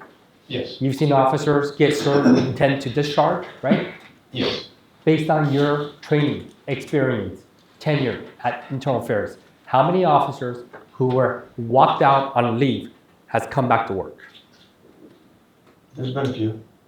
How many? More than 2? I can, off the top of my head, think of 3. Okay, 3 out of how many people that were walked out? More than 30, 40? I was thinking more like 10, but once again, I'm just estimating. When you're investigating this case, I think counsel had asked you, and even the commissioner was saying that you're a fact finder, right?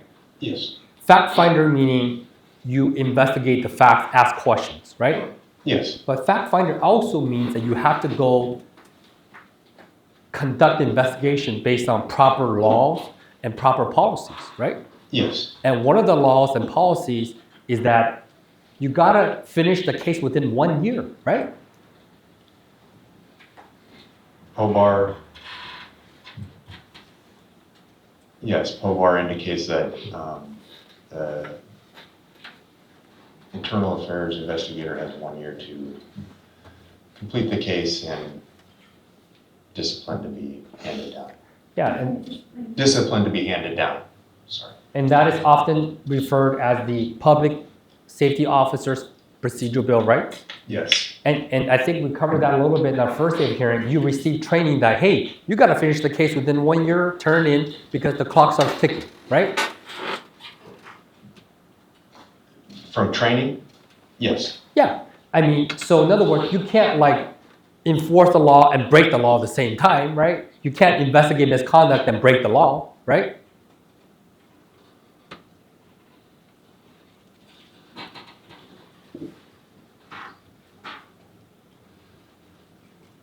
I don't understand the question, sir. Sure.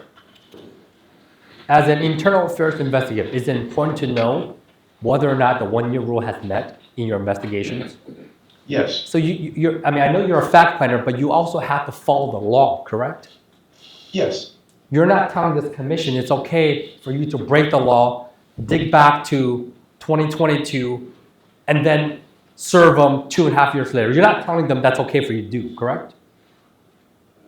Objective in this characterized as prior testimony, not speculation. Sustained.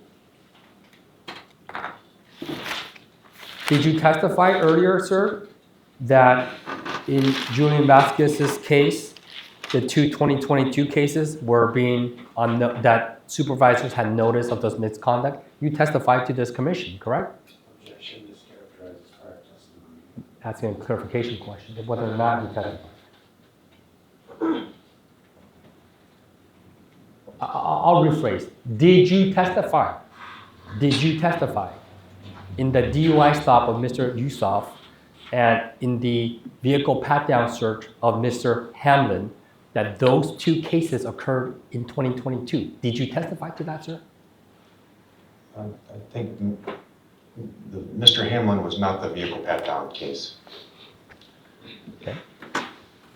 I'll represent to you that Mr. Hamlin's case was in May 18, 2022, enumerated under PD 2023010. 2023 case happened in February of 2022, correct? I don't recall the exact date. Do you dispute that happened in February 2022? No.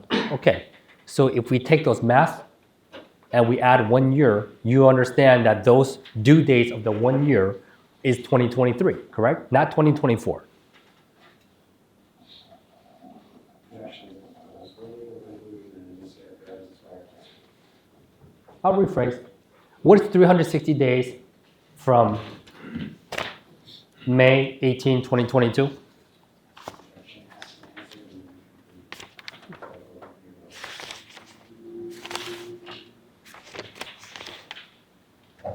sustain it as asked and answered. I don't think I asked that, but okay. What is 360 days, 65 days from? I know I didn't ask this because that's not in my notes. What's 365 days from February 17, 2022? Roughly February 17th, 2023. Is it, it is not August 13, 2024, correct? That would be more than 365 days. And lastly, sir, you're asking questions by counsel concerning, I think you indicated that as a fact finder, you don't get involved in discipline. Was that your answer? Yes, sir. But you understand that your report and your investigations and your interviews are being used to consider a particular discipline, right? They could be used for discipline, yes. Well, what else would the higher-ups use if they're not using your investigation? Well, it's possible that the case is not sustained or unfounded. That's a good point. So if a case is sustained or founded, you understand as an internal affairs sergeant that the higher-ups at Torrance PD will use your investigation to discipline a police officer, correct?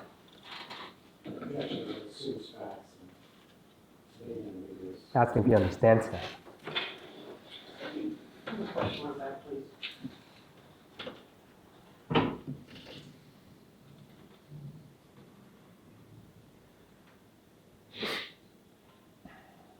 If the case is sustained or founded, you understand that as an internal affairs sergeant, the higher up at Torrance PD will use your investigation to discipline the police officer, correct?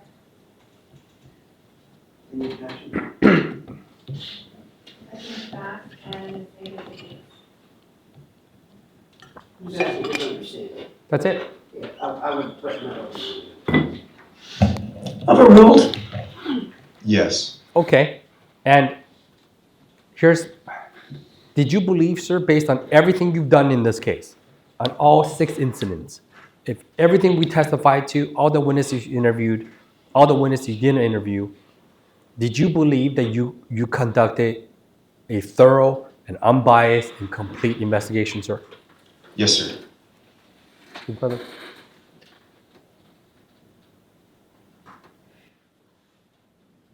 Okay, so this is new territory. Do we get? I'm sorry? Your last comment, I said you said you're done, sorry. I said that's it. Gotcha, thank you. So do we get a chance to redirect? Nothing further? I would ask my colleagues to please be patient since we don't meet again for another 2 weeks and go ahead and take questions even though it's getting late. So, And to clarify for the record, Madam Chair, we do meet next week, March 2nd. However, I believe you will not be present. next week is March 2nd. Yes, ma'am. Where is it? You're gone. Okay, I apologize. But still, let's try and power through the questions. Oh, well, I will remember, but I'm also willing to ask, so I'm willing to wait, but I'm willing to ask. I'll take full. Thumbs up, thumbs down.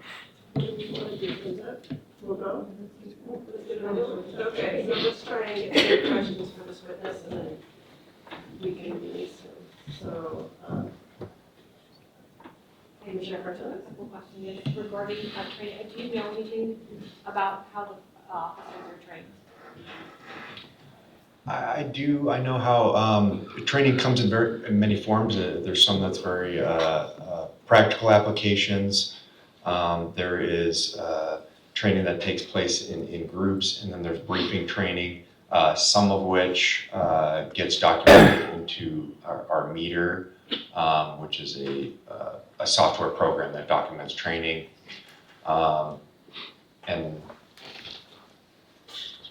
like I said, oftentimes it is documented there in meter. So do you know if all officers receive the same amount of training, or is this just a case-by-case basis? Like maybe some officers know more than others because they've had some sort of field experience, or is everyone supposed to receive the same amount? We all receive the same amount of training from like basic training and then our annual post-mandated training. However, there is individuals who are eager and they seek training on their own. And so they sometimes are more highly trained than others just based on their desire to learn. And so for those who are eager and seek training outside of the department, does that get logged into the training log? It's supposed to be, that it's kind of, the onus is on the individual for bringing that to the training division's attention and then documenting that in our software program. So my question would be if you would know why Officer Vazquez has significantly less training documented in the Exhibit 14 that we were presented.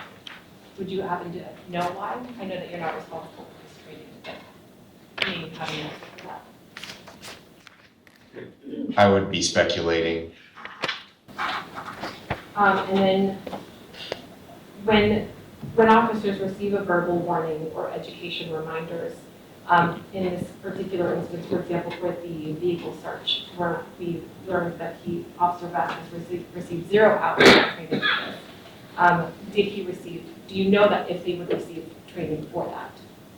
Because they failed to do something correct. So now, is that education reminder formal training for that?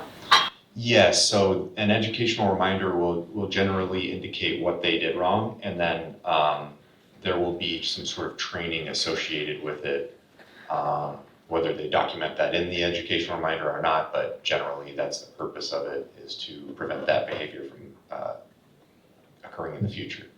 So because it wasn't in his training log, we wouldn't know he received that formal training?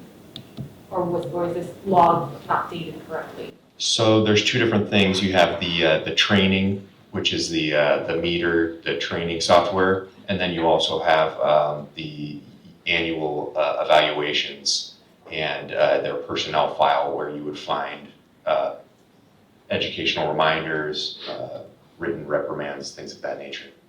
That's it for me. Thank you very much. You're welcome.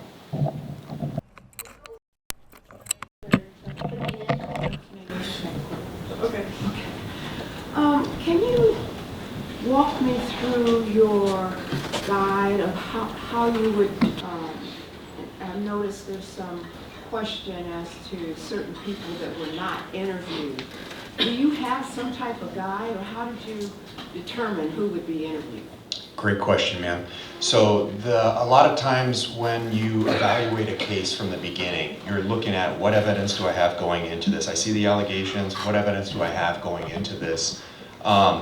If these allegations are true, what could I do to identify additional evidence here? So I might think, well, hey, he has a partner. If what the officer said was true, then his partner should corroborate that. Things of that nature. So then I would say, well, I'm going to interview this witness because he could hold valuable information. Oftentimes, you may just want to check a box to interview, just to say in a case where you have like an excessive force case or something, you might want to just interview all of them. For example, the Wimberley case, I believe I interviewed everyone on that scene, including the cadet. So it kind of depends, it's case dependent, and it has to do with where the investigation is going and what the needs of the case are. Generally, I lean towards interviewing more witnesses. I would rather get more information, you know, and so I would generally lean towards that. But at times, I might think that that would be irrelevant fact if true, what I would learn from them, for example. So I might not interview a witness in that case. So just to follow up, in the case, I don't remember the name, when the admonition was misquoted, DUI, I guess it was, admonition. you did not interview the field officer. Correct. Was there a reason? Yes. And so in that particular case, there was an astronomical amount of video, body-worn camera footage, video footage, and it was a lot of it was running consistently. So I didn't feel like I had missed much of what occurred on that scene, and I was able to corroborate some of the information from the based on the reports that were provided, and then after my interview with Subject Vazquez. Thank you. Okay, I don't have my cheat sheet, so Commissioner 3 is next. No, Commissioner 2 is next. Commissioner 2 is next. Commissioner 3. Okay, apologies to the audience here. Commissioner 2. So my questions for you really have to do with the training officer, how it works. Because one of the things that puzzles me is I would think if the training officer is noticing something that he or she, in this case I guess he's, that he would correct the trainee. So for example, when consent to search the car was withdrawn, why didn't the training officer stop the search? Or am I losing something here? Oh, no, that's a great question, ma'am. And I believe at times, so just to give that some context, I was a field training officer myself, at times, you make decisions on the fly and you do what's safe and you try to not violate people's rights and things of that nature. But if you believe, like in this case, I would have to assume that he thought that there was a very good reason why he continued his search. And ultimately, those reasons were documented in the report and indicated on the DOR. So I guess what I'm having trouble understanding is if the training officer was okay with it, why is the officer now being hit on for doing it? Well, the way that this came about was information was obtained. Our lieutenant learned of it. He initiated a complaint, so which is an internal affairs investigation, and the allegations in this case, I believe, were potential dishonesty and policy violations. So when the officer didn't do paperwork correctly, why did his training officer not correct him at that point and say, this is what you should be doing? Oh, which case are you referring to, ma'am, specifically? Well, there was one where he was criticized for not having turned in. I think it was that the gang report card? There was something he did not do. Why would his training officer not have said to him, you know what you forgot to do today? You need to not leave before you turn in that card. Yes, ma'am. Yeah, the field interview card incident regarding the Presnell case. And in that particular case, Officer Vazquez, to my knowledge, was already off training and working alone. So, and my last one was, and he was accused of making misstatements, and I think this had to do with the DUI. And the training officer heard him making the misstatements, I believe, but did not stop him from making them, did not correct him. So the training officer did document extensively in the DOR regarding the admonition and how he could have done better, indicating he was on training, but also indicated how he obtained additional DUI specifically training from experts. To answer your question specifically, yes, he didn't stop him at the time, and I couldn't possibly speculate why he didn't stop him at the time, because some of those statements were not accurate. I don't know if he intended to clean them up later or what his thought process was at the time. But is it expected that a training officer in the course of training will actually correct somebody so that they're not making these statements? There's different theories on that. So yeah, I mean, of course I'm not going to let anyone harm someone, do something illegal, immoral, that type of thing. But if you're a training officer and there's a balance that you're trying to reach here between letting the person do their job, and in this particular case, I think he was probably managing, and the balance between that and then micromanaging, which kind of depreciates the trainee's ability to learn. Commissioner Seven. We have one more question from that, because I heard you say that with Resniel, to your knowledge, Officer Vazquez was off of training and working alone. Is that correct? That's correct. Can you tell me the other cases that we talked about today that he was also off training? Yes, the incident involving the vehicle pat down at the mall, he was off training on that case, I believe, working alone. Or Maldonado, is that who it is? That was Maldonado.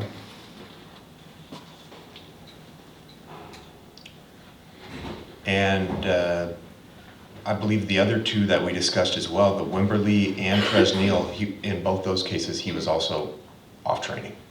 So 3 out of the 6 is what you're thinking. Resniel, Maldonado, and Wimberly. No, ma'am. Fresnel, he did not have a training officer for it. Correct. He was off training for that. Correct. As well as Matt Maldonado and as well as Wimberly. Correct. Okay, thank you.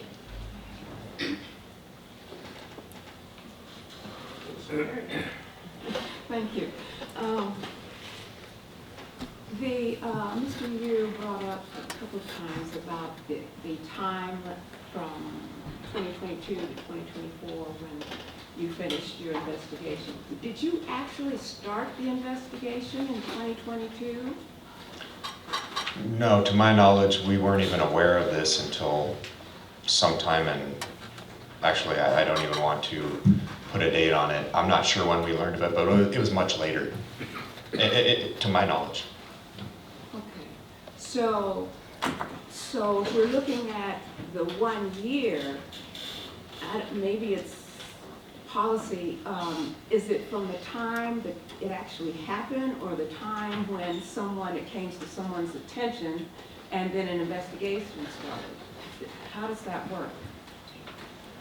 So, based on my training experience, my understanding of it, POBAR laws, is that it's the 1 year time limit starts on the date a supervisor or manager discovers misconduct.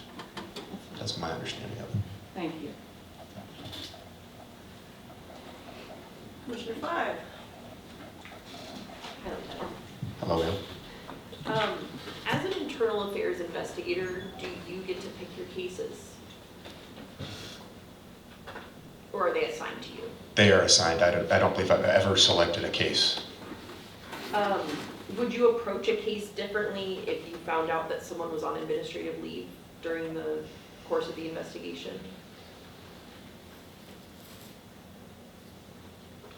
I might feel a little pressure to expedite, but that would just be a personal thing because I want to get them cleared as quickly as possible. So would you say that when you're assigned a case from internal affairs as an investigator that you approach all the cases the same as far as your investigatory skills, who you interview, all of that kind of thing? Yes. I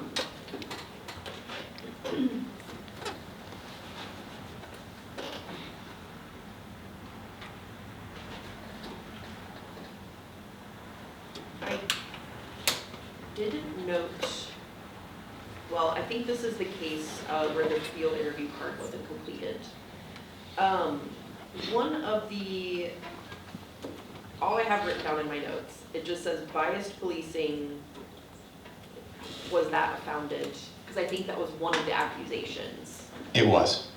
Was that sustained or not? That was not sustained. Okay.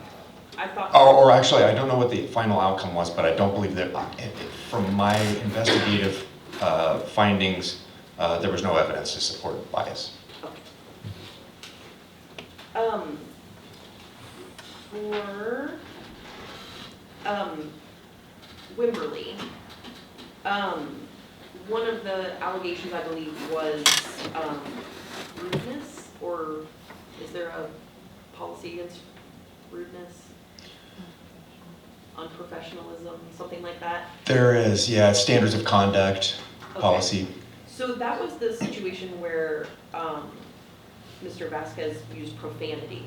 And I believe that that allegation was unfounded or not sustained, whatever the terminology is. What would be the definition of like rudeness, unprofessionalism? What are the behaviors that would result in that being sustained? Yeah, callous behavior, someone who's, cussing for no reason,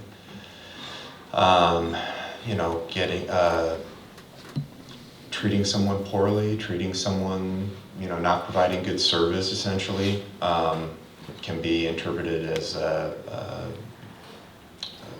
rude. And unprofessional is usually more overt. You'll see that where it's clear they're doing something where other officers would not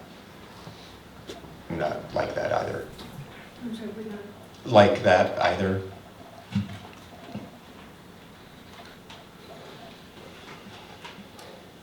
That's all I have. Thank you very much.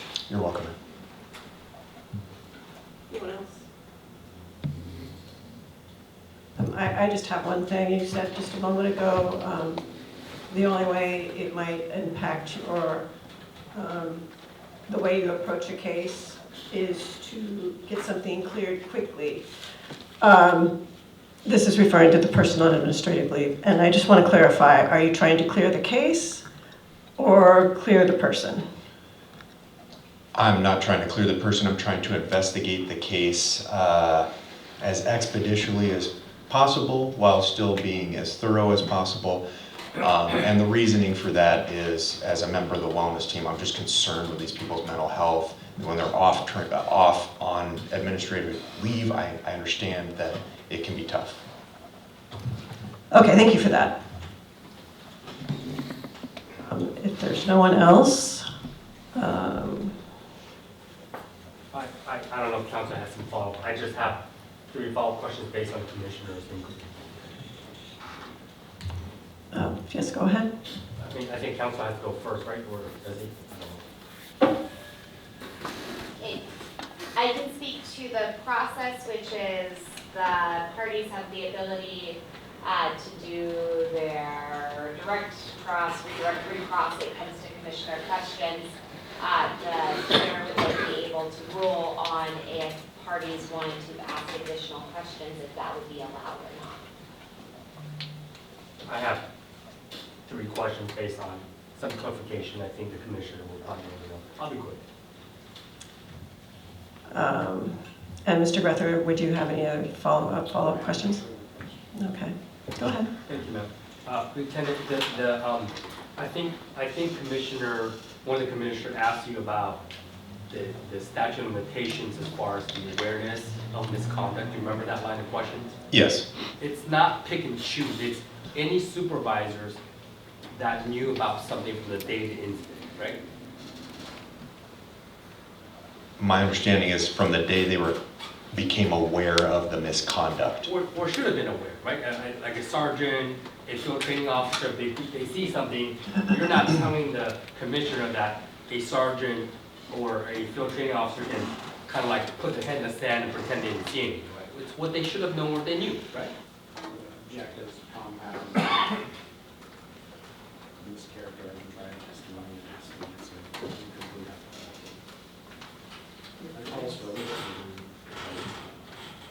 I could rephrase it a different way. I just want to make sure this is clear.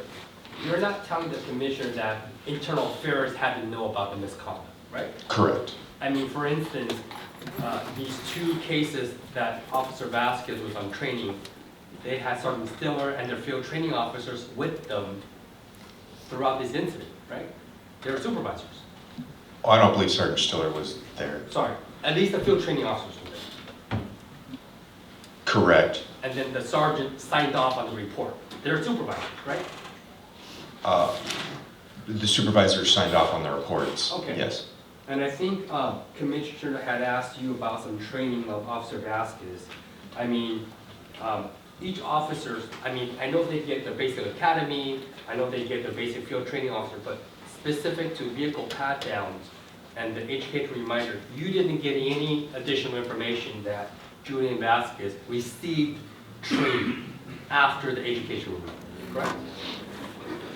I didn't even know he received an educational reminder. Okay. And the performance evaluation, because you never saw one, that also doesn't tell us what kind of training or written reprimand, because you didn't, there was none in the file, correct? Not that I'm aware of. Well, you didn't put it in the file, correct? Correct. And then lastly, I think you testified to the commissioner, sir, that about stepping in and intervening for field training officers. You remember, like, sometimes they see misconduct, they have to step in, right? Is that what you're testifying? Like, field training officers, there's two schools of thought. One, just let the trainee kind of sink or swim, right? Something along those lines, yes. And the other one, I think you use the word micromanage, right? Yes. But either way, sir, that is not Officer Vazquez's fault, right? If the training officer doesn't step in, or they want Officer Vazquez to do something, that's not, you're not telling the commission, that's Officer Vazquez's responsibility. That's the training officer's responsibility, correct? It's a training officer's decision. To either intervene or not intervene, right? Yes. And you don't know what the training officer's mind thoughts or their thought process is because you did not interview them, right? Correct. I think you told Commissioner Hearing that you watched a bunch of videos, the video does speak for itself, but you didn't interview the training officers on why he, meaning Officer McGee, didn't do something. You don't know that because you didn't interview, correct? Objection is asked. I didn't ask him about the thought process part. I know Lieutenant Vazquez didn't interview Officer McGee, but I think Commissioner Heron was asking him, well, sometimes it's important to interview somebody, but the witness had said, well, I didn't need to interview him because I have videos. My question is, the video doesn't tell about some of his thought process.